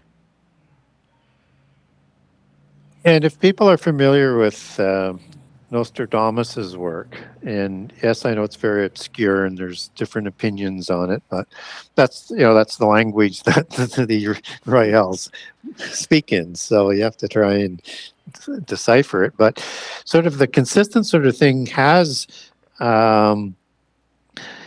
these end time wars and Antichrist figure that Rosicrucian talks about, that the timing seems to be in about the 2030s to the 2040s. And so you have these great wars in the Middle East that he's talking about. And so biblically, we have what is known as the end time. So whether it's a polytheist religion or it's a monotheist religion, you have an end time that all are referring to. Both see Antichrist and a true Messiah coming. So they are seeing it from a different lens than what Christians will see it from. And so you have these great wars that happen in the end time in the Rosicrucian and Middle East, and so much so there's going to be destruction into Europe, and that the royals are going to bring up this incredible amount of hidden money, which is another rabbit hole. We can't go there, but to be able to counter what's going to be happening in terms of the wars in the Middle East, that to fund these wars. I mean, they're going to invade, according to Nostradamus, and if the translations of the archaic language is correct here, that they're going to do a lot of damage into Europe. Biblically, we have a specific generation that's called the fig tree generation, where everything Jesus talked about would be fulfilled. And he gives a chronology of those events in Matthew 24, Mark 13, Luke 17, and 21. And he says that all of these events will be fulfilled in that generation. So, you know, are we in that generation, and are we getting close to what biblically we would understand as the last 7 years, as Daniel 9:27 talks about, with Antichrist being crowned at the midpoint of that last 7 years, and that he's the one who's going to be, you know, doing this great war of Armageddon, right? At the end of Revelation 19 and Daniel 11. So biblically, we need to understand that the fig tree generation has a collection of catastrophes. There's 4 main ones, and you'll see them come through: the seal judgments, the trumpet judgments, and the wrath bowl judgments. 3 different waves: 33%, 25%, and 100%. So seals 25, trumpets 33, wrath bowls would be 100% or full measure, as Revelation 14 talks about. Except that Jesus steps in to prevent all flesh. So it's talking about 2 major wars in the end time that show up in Ezekiel. There's other chapters too, but Ezekiel 38 and 39 are the one that most people would focus around, is the Gog War. And then you have the Armageddon War. They're all in around the Jerusalem to Mount Hermon area, focusing heavily on the Mount Hermon region. So as these catastrophes are happening, they are wars, rumors of wars, they are earthquakes, they are pestilence, and they are famine. And you also have this darkening of the skies that goes along with these catastrophes. And all of those get stronger, as in birth pangs, more often and stronger. So it hits 25% destruction of the world in Revelation 6. So when we look at the tribulation that's going to go on, it's going to get stronger as well. If we look at the catastrophes, they're going to get stronger, and they're like repeating, and just in stronger doses. So we should look for Middle East wars like what we've seen if we're in the fig tree generation, and that they're going to get progressively worse. But what we don't want to do is get too far ahead of end time chronology that's set down. So people are trying to say, well, we're in the last 7 years, and we're at this trumpet, or we're at this seal, and it's like, well, no, there's certain things that have to happen first. We don't have a universal religion in place. We don't have this worldwide covenant that has been proclaimed by Antichrist. We don't have the Jewish people doing their sacrifices on the wing of the Alaska Mosque in Jerusalem at this point in time. These things have not happened. So from a Christian perspective, we want to be understanding that these flare-ups in the Middle East are going to get stronger. They're going to seem apocalyptic, but there's a lot of things yet to play out. And if we dovetail into what the polytheists believe with Rosicrucians' prophecies, Nostradamus' prophecies of the Rosicrucians, you know, we're probably at least a decade away from getting to the seriousness that people might be thinking that we're approaching right now. And so what we have to figure out is when does the fig tree generation start? I think the fig tree, and I won't go into too much minutia on this, but Jesus used the term fig tree because fig tree is allegorical for the southern kingdom. Vine is allegorical for the northern kingdom that was lost in the time of the Assyrian invasion in 721 BC and lost. They'll be remembered in the end time. They haven't started awakening yet. So again, another event that is yet to come about. So he used this term as the southern kingdom. When you see that this fig tree is in bloom, is healthy, and is in the land, then know that the time is near, right? And it's going to move into being like the days of Noah as you get the next verse on that. So what is the start of the fig tree generation if Jesus is referencing the fig tree as Jerusalem? And I've got passages, people I can send them where I can show them where they're being referred to as the fig tree. And Jesus kills the fig tree because it's no longer bearing fruit and curses it. And he's doing this in front of the disciples who are Jewish, and they know what he's talking about. And then he goes in and he prophesies that Jerusalem and the temple are going to be destroyed soon. And they're getting really concerned, and that's why they ask him about the signs of the end times. So we should pay attention to this. This could get ugly, but it's got a more significant process to come. And wars have to get so bad that there's going to be this worldwide peace that's going to secure Israel's safety along with it and permit this sacrifice. But you can't have the Jewish people doing that sacrifice in Jerusalem without the universal religion. So look for the false prophets to come along, then the universal religion, then this covenant. But there's still going to be these catastrophes that are going to look apocalyptic like. So if you had a war that took out 10% of the population, that would seem apocalyptic. But 25% is with the seals, and then 33%, and then what would be full measure if it was permitted to continue. That's crazy. Well, also, if you're thinking about so I've been referencing what's happening right now with Israel and Iran is what took place in the 70s on the 7-Day War, when all the Arab nations all decided to gang up on Israel, and it was over in 7 days, and Israel had to return territory, to some of these other countries. So, this has happened numerous times throughout history. The only concern that I have for this one is the fact of the matter of a possible nuclear exchange, or somebody using one, and which gets everybody else fired up, because it seems like right now the world is teetering on the brink of wanting to just explode again, and like another major world war that we had, 1 and 2.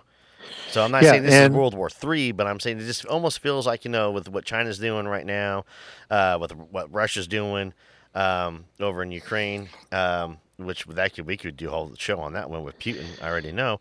But it just seems there's so much going on, and then you kick this off, and I was like, maybe a little concern.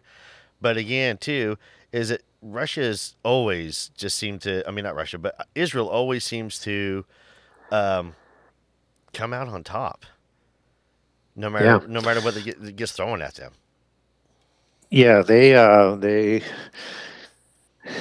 have an amazing track record. There's no doubt about it, against all odds. But they continue to work at their defense as well. But to be so much better is just it's almost if you're a Jewish person, it's almost a miracle in itself. Now, the Arabs who feel the pain of that wouldn't look at that as a miracle. I get that.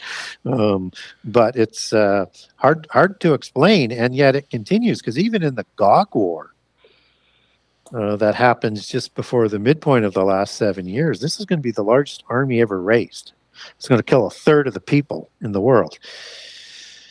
And Israel survives that. Actually, God's going to stand up and protect him on that one, but Antichrist is going to take credit for defending Israel, and then moves his army into Jerusalem and crowns himself as the true Messiah.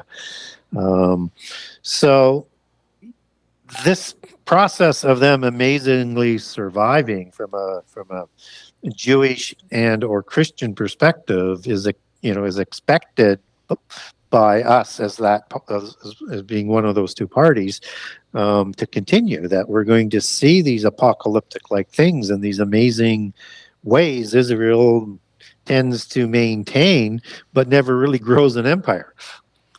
Yeah, isn't that crazy? Because if you think about it, throughout the history of Israel, they were never trying to grow an empire. They were just trying to stay to themselves. Yep. And of course, everyone wants to reference, the Old Testament. Well, they had to go reclaim their homeland, and again, they had to battle with the Nephilim. They had to battle through so much for them to come out on top. And it's just, I did get a chance to go to Israel when I was in the service, and I spent about 7 weeks over there. And the people were absolutely just super friendly, super just. It was, but again, they were broad, as you said earlier, a defense. And so their whole structure is set for defensively, not offense, but defensively. And that's, just, yeah, is divine intervention, divine something, and the quote, because there is a battle going on, with the Nephilim, with everything, taking place till today, as you referenced in another show, of it being like Highlander. There can be only one. And I'm sure the Nephilim are, internally battling with themselves as well, which creates even more chaos out there. Yeah, that's absolutely true. It doesn't matter which bloodline you're from. There can only be one that's going to be raised to rule the world if they win, right? And of course, Antichrist is going to take power both in the polytheist versions and in our version, the Christian version. And so there can only be one. And, it's interesting how they mix some of the allegory in there. That's the fairy allegory. And the fairy allegory is the matriarchal bloodlines. The dragon allegory that Dracula is based on is the patriarchal bloodline. And so you have the quickening in there. And a quickening is a word that's used in the Bible for the transformation of a spirit that continues, right? And in that quickening in the Highlander, they're sucking that spirit into them. It's the same thing as drinking the blood. It's just a different version to absorb that individual, right? And in this case, they're absorbing other Nephilim as rivals because there can only be one, and they get stronger as they put in those spirits into them because they control them. So I don't know whether any of that's true or not, but it's certainly in their literature and in a lot of the actions that go on. So if we want to understand how this world works, we need to understand what is dictating the global geopolitics, and these are the bloodlines. And I did a show a few weeks ago, and I got a few comments. I shouldn't be so light on this, but I'm trying to make it simple so people understand. I know there's more things that were going on in World War I, but it was a family war. They were all cousins. You're right. It was a family war, and that's the whole basis of that war. It was a family war. And everybody, to where there's one photograph, I just saw it 2 weeks ago, which is funny, and it showed all the cousins, everybody all together for a family picture, and it was the last time that they were all featured together due to World War I. And they were all intermarried, knew each other intimately, but they have that perpetual war gene, and they go at it. That's always the Nephilim. That's been my new saying lately. I'm not gonna lie. It's the Nephilim. Yeah. It's either the fairies or the Nephilim. Yeah, they're all working together. That's my thing. I'm like, oh look, it's the Nephilim. Yeah. And you have another one that's basically declared presidency for life. He is trying to build his empire, and she is from the Shah dynasty, XIA, XIE for she, and he is part of the Western bloodline descendants of that ancient bloodline that goes right back to their beginning, both before and after the flood, back to the dragon creator gods, seraphim angels, who created the sons of heaven who look just like them. That's crazy. Well, isn't the triads run by Lee? Yeah, Lee is the Eastern branch line bloodline. That's crazy. Yeah, It's and the Wutu society, they have secret societies all throughout. Dryads is more of a mafia one, right? That's all led by Lees, and there's the three. Um, great kings in their history. So triads, represent that. And the Wutsu Society is about the five ancestors, in this prehistory area. So those traditions continue. And before, uh, communism knocked the Shah dynasty from power, I mean, their secret societies were considered higher and older than the European secret societies. And, the highest levels of the Europeans would meet with, various, because there's a hierarchy of secret societies both in Europe and, around the world. There's separate ones. So they would meet regularly, right? And they understood each other as equals. Why? Because these societies are filled with the royales. Doesn't matter where you go. So we're going to see a resurfacing of these royales the way it was before the flood in the New Atlantis with the 10 Nephilim kings that were created by Poseidon through Clydo. And we're trying to create a world empire and impose their Atlantean religion on everybody. I yeah, it's Gary, I could do this with you all night. I'm not gonna lie. This is awesome, but it's also funny too, though, that a lot of people don't dig into. There's not a lot out there about the Eastern bloodlines. Obviously, everybody focuses on the European. I think maybe that's where a lot of our ancestors come from. We all come from Europe, but the Eastern, there's so much to that could be, unpacked in what they're doing, and everybody seems to kind of skip over them. Well, and if you look at the Europeans who created the communist virus that they called social masonry, I mean, they put that into Europe to get rid of a more pure bloodline than European bloodlines, which was the Putianin bloodline of the original czars. And we know it as the Romanov dynasty. It's a junior offshoot of the Putianin, and the Putianin bloodline established in about 1000 AD into Moscow out of Kiev with Vladimir the Great that Putin cherishes so highly and wants Kiev back because he thinks he's a Putianin, but whether he is or isn't, he thinks he is through his great-grandfather. And so you had that superior line who wasn't cooperating with Europeans, basically wiped out as a net result of it. And then they created National Socialism and to try and get communism under control. And that took out essentially the Kaiser bloodline.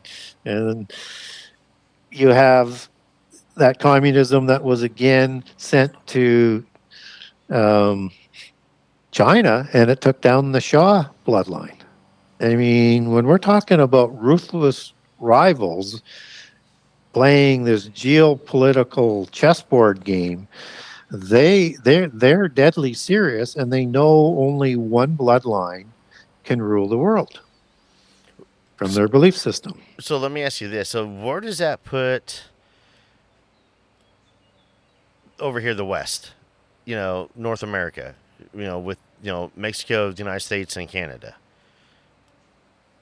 Since we don't basically run off, I know that there's a lot of presidents that are related. They have certain bloodlines. I mean, we had we had a dad and a son. Yeah. So.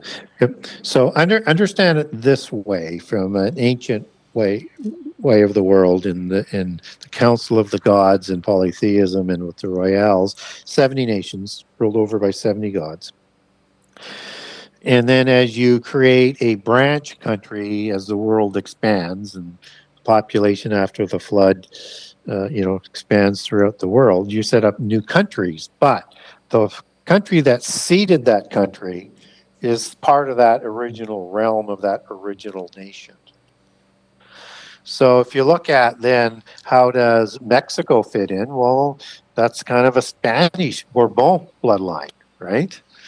Possession, whether or not we see that answering today as part of them, but they would have a claim legally on that.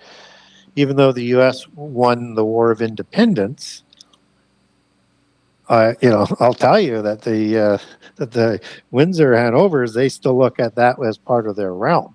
Now, who's going to control that realm? We'll have to wait and see. Or is there going to be a separate one, empire that U.S. is going to be part of? But the world doesn't really work that way from the royal bloodlines. In Canada, where I'm from, we just had a visit by King Richard, King Charles III, and he just opened up Parliament, and the seal that they've made for him is that's the royal seal of Canada, says King Charles III is the King of Canada. We need to understand that those things are still understood.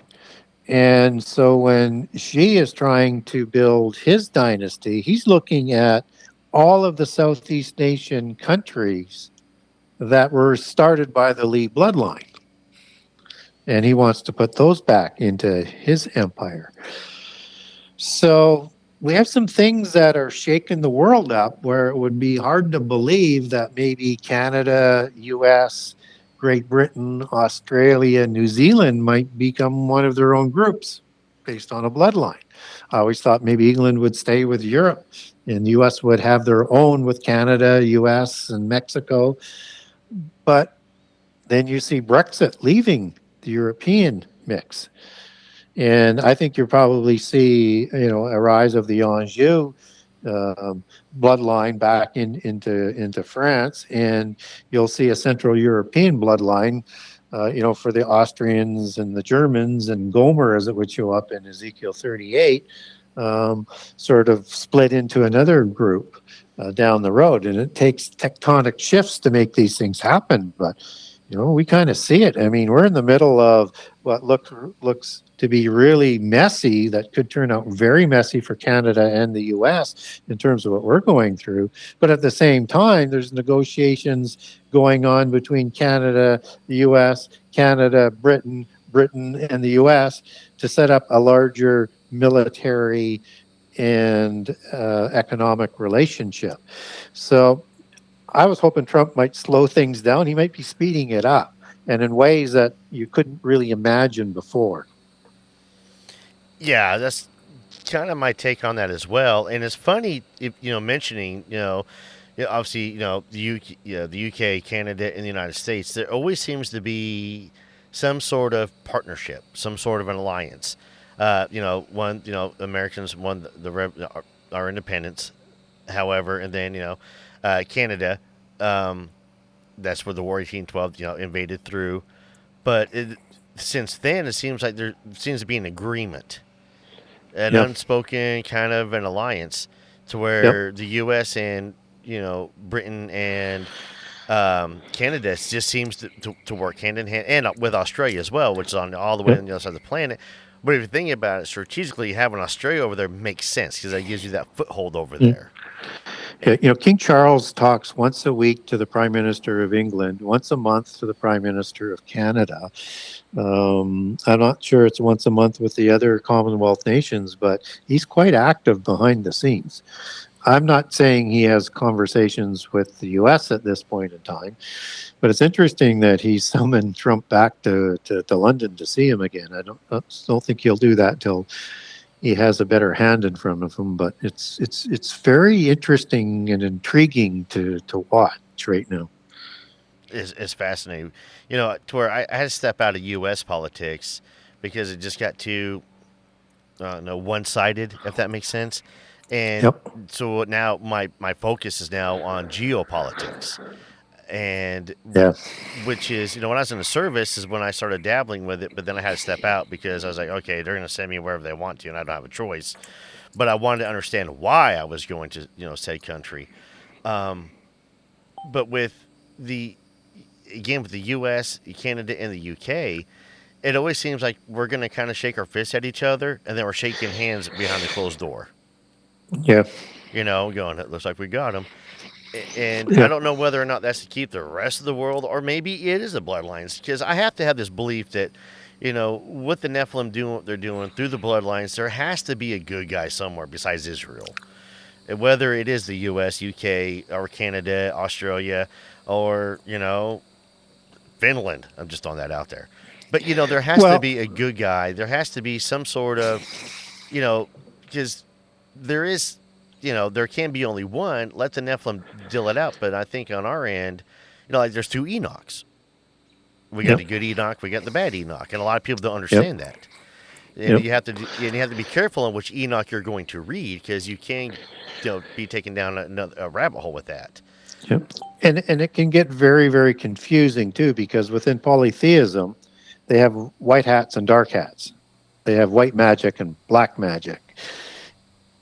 And they use those as poles apart positions to cattle herd the world into a direction. Doesn't mean there isn't conflict with that. Doesn't mean that it's not going to come to a critical mass at a certain point in time. But we have to be careful of who we think our white hats are looking after our better interest if they worship the same gods and have the same agenda, just a different way of getting there, where the white hats say that they have humankind's better interest at heart. The dark hats say they have no use for humankind. So, but that's the poles apart approach that they use. But one has to say there has to be at least people raised up and countries raised up at certain periods of time, lest the whole world would have already been overran into such horrible evil that the end time would have had to come already. So, yeah, there's a lot to what you're saying, but it's hard to discern who's the good guys and bad guys at times. And it is. It really is. And I look at it, so, I look at when the Great Flood took place, what got it done. And I thought so many times, looking at the Great Wars, looking at everything that's taken place, and I look at it as, well, how come he hasn't done it again? But then you look at the history, and I mean, it was really, really, really messed up back then. A lot of people don't seem to understand what was going on. To where the giants were physically walking among us. They were physically doing the genetic alterations. They were, the other gods. Everything that was taking place, and they were honestly altering the DNA and the bloodline of God, of what God had created, and they were tainting it. And I have a go ahead. I have a theory that's kind of biblically based and other data points based as well, that the flood was permitted by God to come to prevent the world being destroyed by fire before the flood. And I get there because we were talking about this technology that the antediluvians had with chimera and DNA manipulation technology, and that the fallen angels taught everything to humankind. And with the Book of Enoch, taught the arts and crafts of war. That doesn't mean just with a sword. If you're dealing with all this other technology and this lost knowledge that they could build pyramids and things that we can't do today, that this technology is angelic technology that was provided to them by their creators, the fallen angels, that included planet destruction capability by fire. And so the flood comes as an intercession on behalf of humankind to reach our destinies and not to be destroyed by war, because in the polytheist accounts, like in Atlantis, it's a perpetual state of war that's going on there, right? That they called peace. And so if we now look at what the Bible talks about with the end time, it's this destruction by fire. And if you bring in, 2 Peter 3 into this, it's very interesting. It's talking about a world that was in the water, that was out of water, and it's talking about a time in the beginning, which is the opening of Genesis 1:1, and that this world was this this world was perished. And people think, well, that's the flood. Well, the whole world didn't perish in the flood, just what was on the earth. This is something else, and it's referring to this destruction by fire that's related to in the beginning, that's been reserved for the end time. So when I look at cycles repeating itself, it seems to me that there might have been a destruction down to the foundations of the earth by fire with angelic technology between Genesis 1 and 2. And this is now at this, in future tense, from that point to the time of the flood, the world had reached that same technology to destroy the world by fire, and thus the flood. But that's because the destruction by fire is reserved for the end time. And so we're catching up to that same knowledge that was before the flood, and likely just after the flood, which is why you had the Babel dispersion with the technology inferred there and the knowledge and whatever else was going on there, so that all the names in the Book of Life could have their names blotted out or left in, depending on the choices that are made. So I think there's a lot to be understood at a prehistory, because when we talk about the days of Noah, as you just mentioned, it's when the giants walked amongst us and the gods walked amongst us. And it led to this apocalyptic scenario. And we should be wary that somehow, some way, we are going to see giants again, or descendants of giants that are going to be ruling, or both. And that the visible ones are going to become, or the invisible ones are going to become visible again and walk amongst us, even though they may not be permitted to right now. And before the midpoint of the last 7 years, when the pit prison is open, the fallen angels and the demon spirits coming out of the sides of the pit prison there are going to be amongst us in time for the war in heaven at the midpoint of the last 7 years. So it's going to be, a lot like the days of Noah as we get closer to the end time. So we're going to see things that we can't even imagine. So we need to be aware of what happened in prehistory to try and get our heads around and prepare for what's coming. No, and I think because, when the pit is opened up and everything is released, I think it's going to be like their version of shock and awe. Because it's going to shake so much up. But maybe by that time, with the wars going on, the violence going on, some of the people may be numb to it and be like, oh, look, here comes a Minotaur. What else is okay? Oh, look, here comes, all right, the Kraken's been released. All right. Or it's, and I think, and maybe some aspects too, though, that Hollywood is kind of setting us up for that.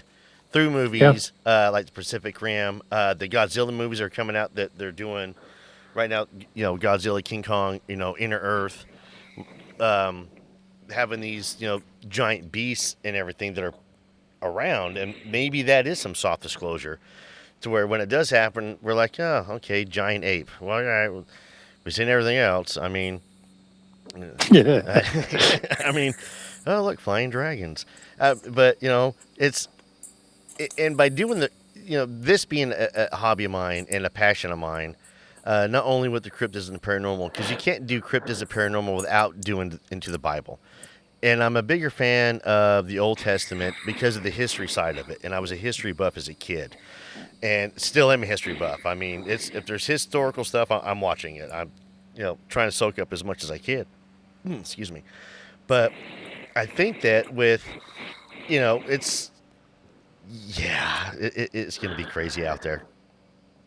And I really hoping it's not in my lifetime. Yeah, nobody should wish to be in, the last 7 years or anything close to the last 7 years. It's going to be horrific. Yeah, exactly. I mean, there's every prophecy, that has been written in the Bible that talks about it does not sound like it's going to be a great party. No, there's no party. No, I don't think it's going to be a lot of fun at all. I mean, it's this, Gary, I am gonna. We've been this for over 2 hours. I would love to give you a formal invitation to come back on. I know you said you're booked to the end of the year. If you're looking at your calendar for next year, I mean, yeah, we're in June, but I would love to have you back on to dig into some more of the mythological creatures that you've researched, to dig into some more of the bloodlines that you've been researching. I do think that you've had a special calling to be able to do this. And as you stated, it seems like when you want to pull out of it, you get called back in. And maybe that's, because again, as you stated on numerous shows, that if people want the research and stuff, you'd be more than happy to send it to them. You're not going to send it all, but, a certain topic or something. I'll let you go ahead and explain that part. Yeah, so if people liked some of the things that I've been talking about tonight and want a little bit more information on it, I can send that to you. I have information on. I actually have a 3-part series, a document on the dogmen, and I look at it from a biblical perspective, a religious perspective, and a secular history perspective. And also have one on linemen. I have one on the Tengu. I have lots of documents on prophecy. So just name the topic that you're interested in, and if I have a document to you on it, I will send it to you. But do be patient. I'm running a couple of months behind on the emails. I get some in every day. So can I get a formal request on the Dogman one? Yep.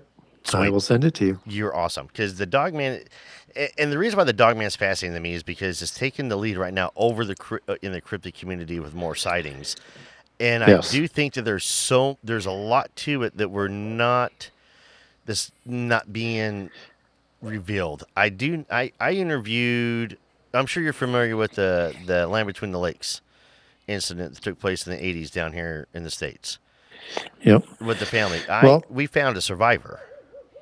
Yep. Who was an eyewitness to the account and goes into great detail of what the creatures were, what they looked like, and how they moved. I mean, it's a really fascinating account that he has, to where I'm going to be meeting with him next year.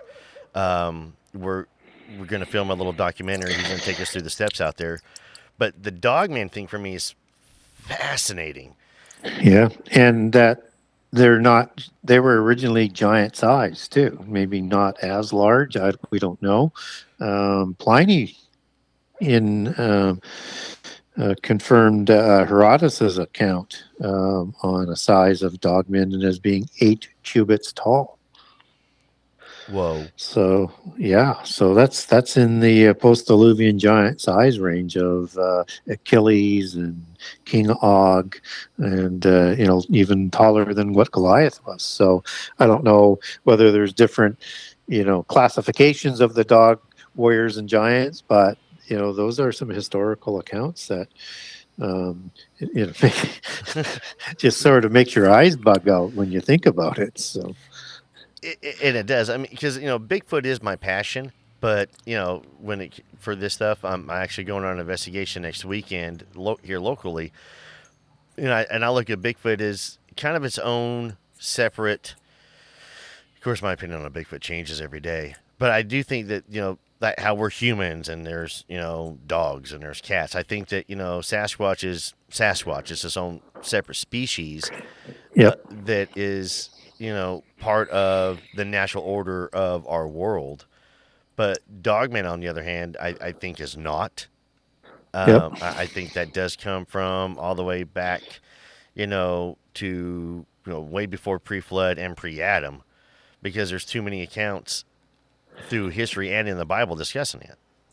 Yeah, and both before and after the flood. Yep. It's just, it defies logic. So Marco Polo describes an island.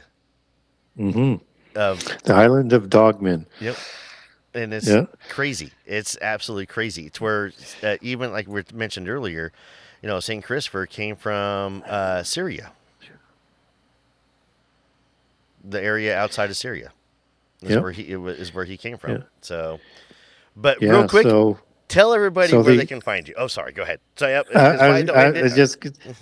in the Chinese tradition where Marco Polo got that from, the island is called Tianmaju, and it's off the island, or Fushang Island is another name for it in other accounts, and it's close to Japan. How cool is that? You're like the Encyclopedia Brown of this, and I think I just showed my age. Do you remember the Encyclopedia Brown books? Did you guys read those at Yep. all? Yeah. Yep. So you're like, seriously, you are. I feel like I can mention, I don't know, some weird, crazy. You mentioned Mount Herman earlier, and we could probably go into an hour discussion over Mount Herman, which is Yeah. fascinating in itself, and a lot of people don't realize the significance of it because again, it's just Oh, lightly yeah. touched on, Yeah. and people just lightly they kind of glance over this stuff, and they don't realize just how in depth and how descriptive the Old Testament can be, and what they were trying to tell us. So, but Well, and the name of Mount Herman wasn't Mount Herman before. It was Saphon in the Ugaritic Texts. Biblically, we get Sion as an Sion, different than what a lot of people think it is. It's not Zion in the Old Testament, two different Hebrew words, but also Shinir and Sirion. And that Herman is rooted in a word called Haram, which means curse or cursed. And its name is changed because of the infamy of the oath of Haram anathema that the fallen angels swore to carry the creation of giants out to the end, no matter what the consequences were. Just for a start on Herman. I could do this for another hour. I really could. I would love to have you back on. It would be, you can say yes, and we don't ever have it happen. I'd appreciate, but I would just honestly love to have you back on the show. You are so full of knowledge and information. It's, I couldn't wait to get a hold of one of your books. I can't wait to finish this one, jump into the second one, and I do brag about you to everybody out there that I know. And so it was, yes, just want to, but tell everybody real quick how to find you, how they can order, where they can order your books from, the best way for you, your favorite way. I do know you will sign books and you'll ship them out. Yep. But whatever's easiest for you, however you like it. And I will tell everybody, if you want more, trust me, the books are worth it. They're reasonably priced too. So, you're doing a great job, and you're getting information out there to the people. And I think you with podcasts and the more shows you go on, I think you're going to reach more and more of us out there, and it's going to resonate with a lot of us. And we're going, and you're going to help us connect the dots that we had been looking for. Yeah, that's what it's all about: is get the information out, connect some dots, and hopefully people can make better decisions on why they believe what they believe, because that's what it's all about. So it's the best way to get hold of me is through my website, which is the Genesis6conspiracy.com. That's Genesis, the number 6conspiracy.com. On the website, I have a generous excerpt of all 98 chapters of Book 1, all 84 chapters of Book 2. And if you think that's all the information, you've never read one of my books. It is packed. It is packed with information. It is just a small drop of the information, but you're going to get a good feel for the book. Either one, just by the chapter name and the excerpt. So, and if you did want to get a hold of me, there's a contact the author button on the website as well to request a document. Don't ask for all of them. Ask for them by topic, and I'll get back to you and send you the ones I have. And if you like what I'm saying, if you wanted to buy a signed copy from me, go to the Buy Now page. You're going to see 3 pages on there. Page 1 is for Book 1, and there's discounts for multiple books. Page 2 is for Book 2 with multiple discounts. Page 3 is the bundling page. So if you want to get one of each and get the discount, that's the way to do it.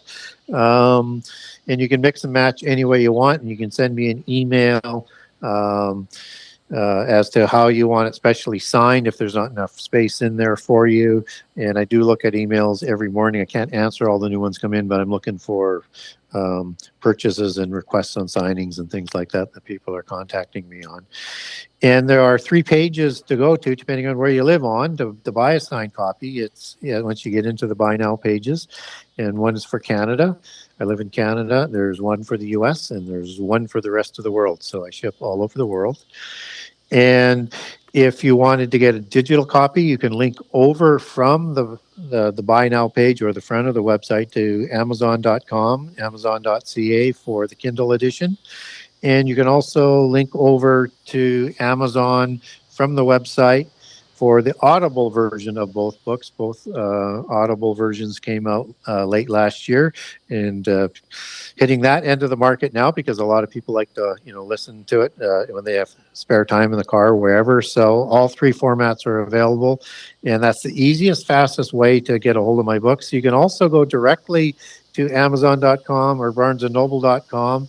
Off my website to order the printed copies. And so anyways, that's the fastest way to get a hold of me or to purchase a book. Well, I'll tell you, I have a hard copy of the first one, and I have an audio copy of the second one because I listen to you when I'm at work. There you go. So, Thank you. It's very Appreciate that. It's very fascinating, very interesting. And again, a lot of people know me as Bigfoot and ghosts and such, but the Old Testament has been a hobby of mine, and so far there's a few others out there that I found that just seems to not only know the information, understand the information, and what I like about the book though is that you also reference where you're getting the information from in the Bible. Yeah. You're putting it in, okay, this right here, this passage right here. Yep. And you're going to like how I do the annotations in book 2 because I was able to get my way to put the end notes as footnotes, so on the same page versus at the end of the book. So you can, and there's more information in those footnotes, and there's way more footnotes in book 2 than there is in book 1. So if you're a Christian and you want to go deeper into the Bible, or just if you're not a Christian but you want to learn more about all the things about giants in the Bible, that's the book for you. And then you have the references on the same page, so you can check and verify everything I'm saying as you're reading. So that's the best way to have it. It's awesome. It's awesome. Again, thank you, Gary, very much for coming on. I appreciate it. I know you're super busy, but thank you again, and I'll wrap this up for everybody. So thank you, folks, for listening to another episode of The Drunken Cryptids. I do want to say thank you very much to everybody out there. Thank you again to Mr. Wayne for coming on the show. Again, fangirling again, Gary. Not going to lie to you. But so everybody, until next time, keep on squatching.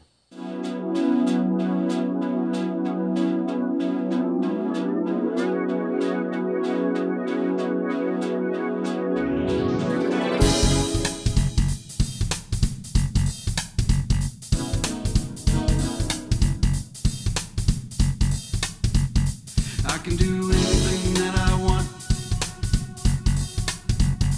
I can do anything that I want now. I can do anything that I want. Hey, hey, if it is to be, you know that it's up to me. I'm headed to the front.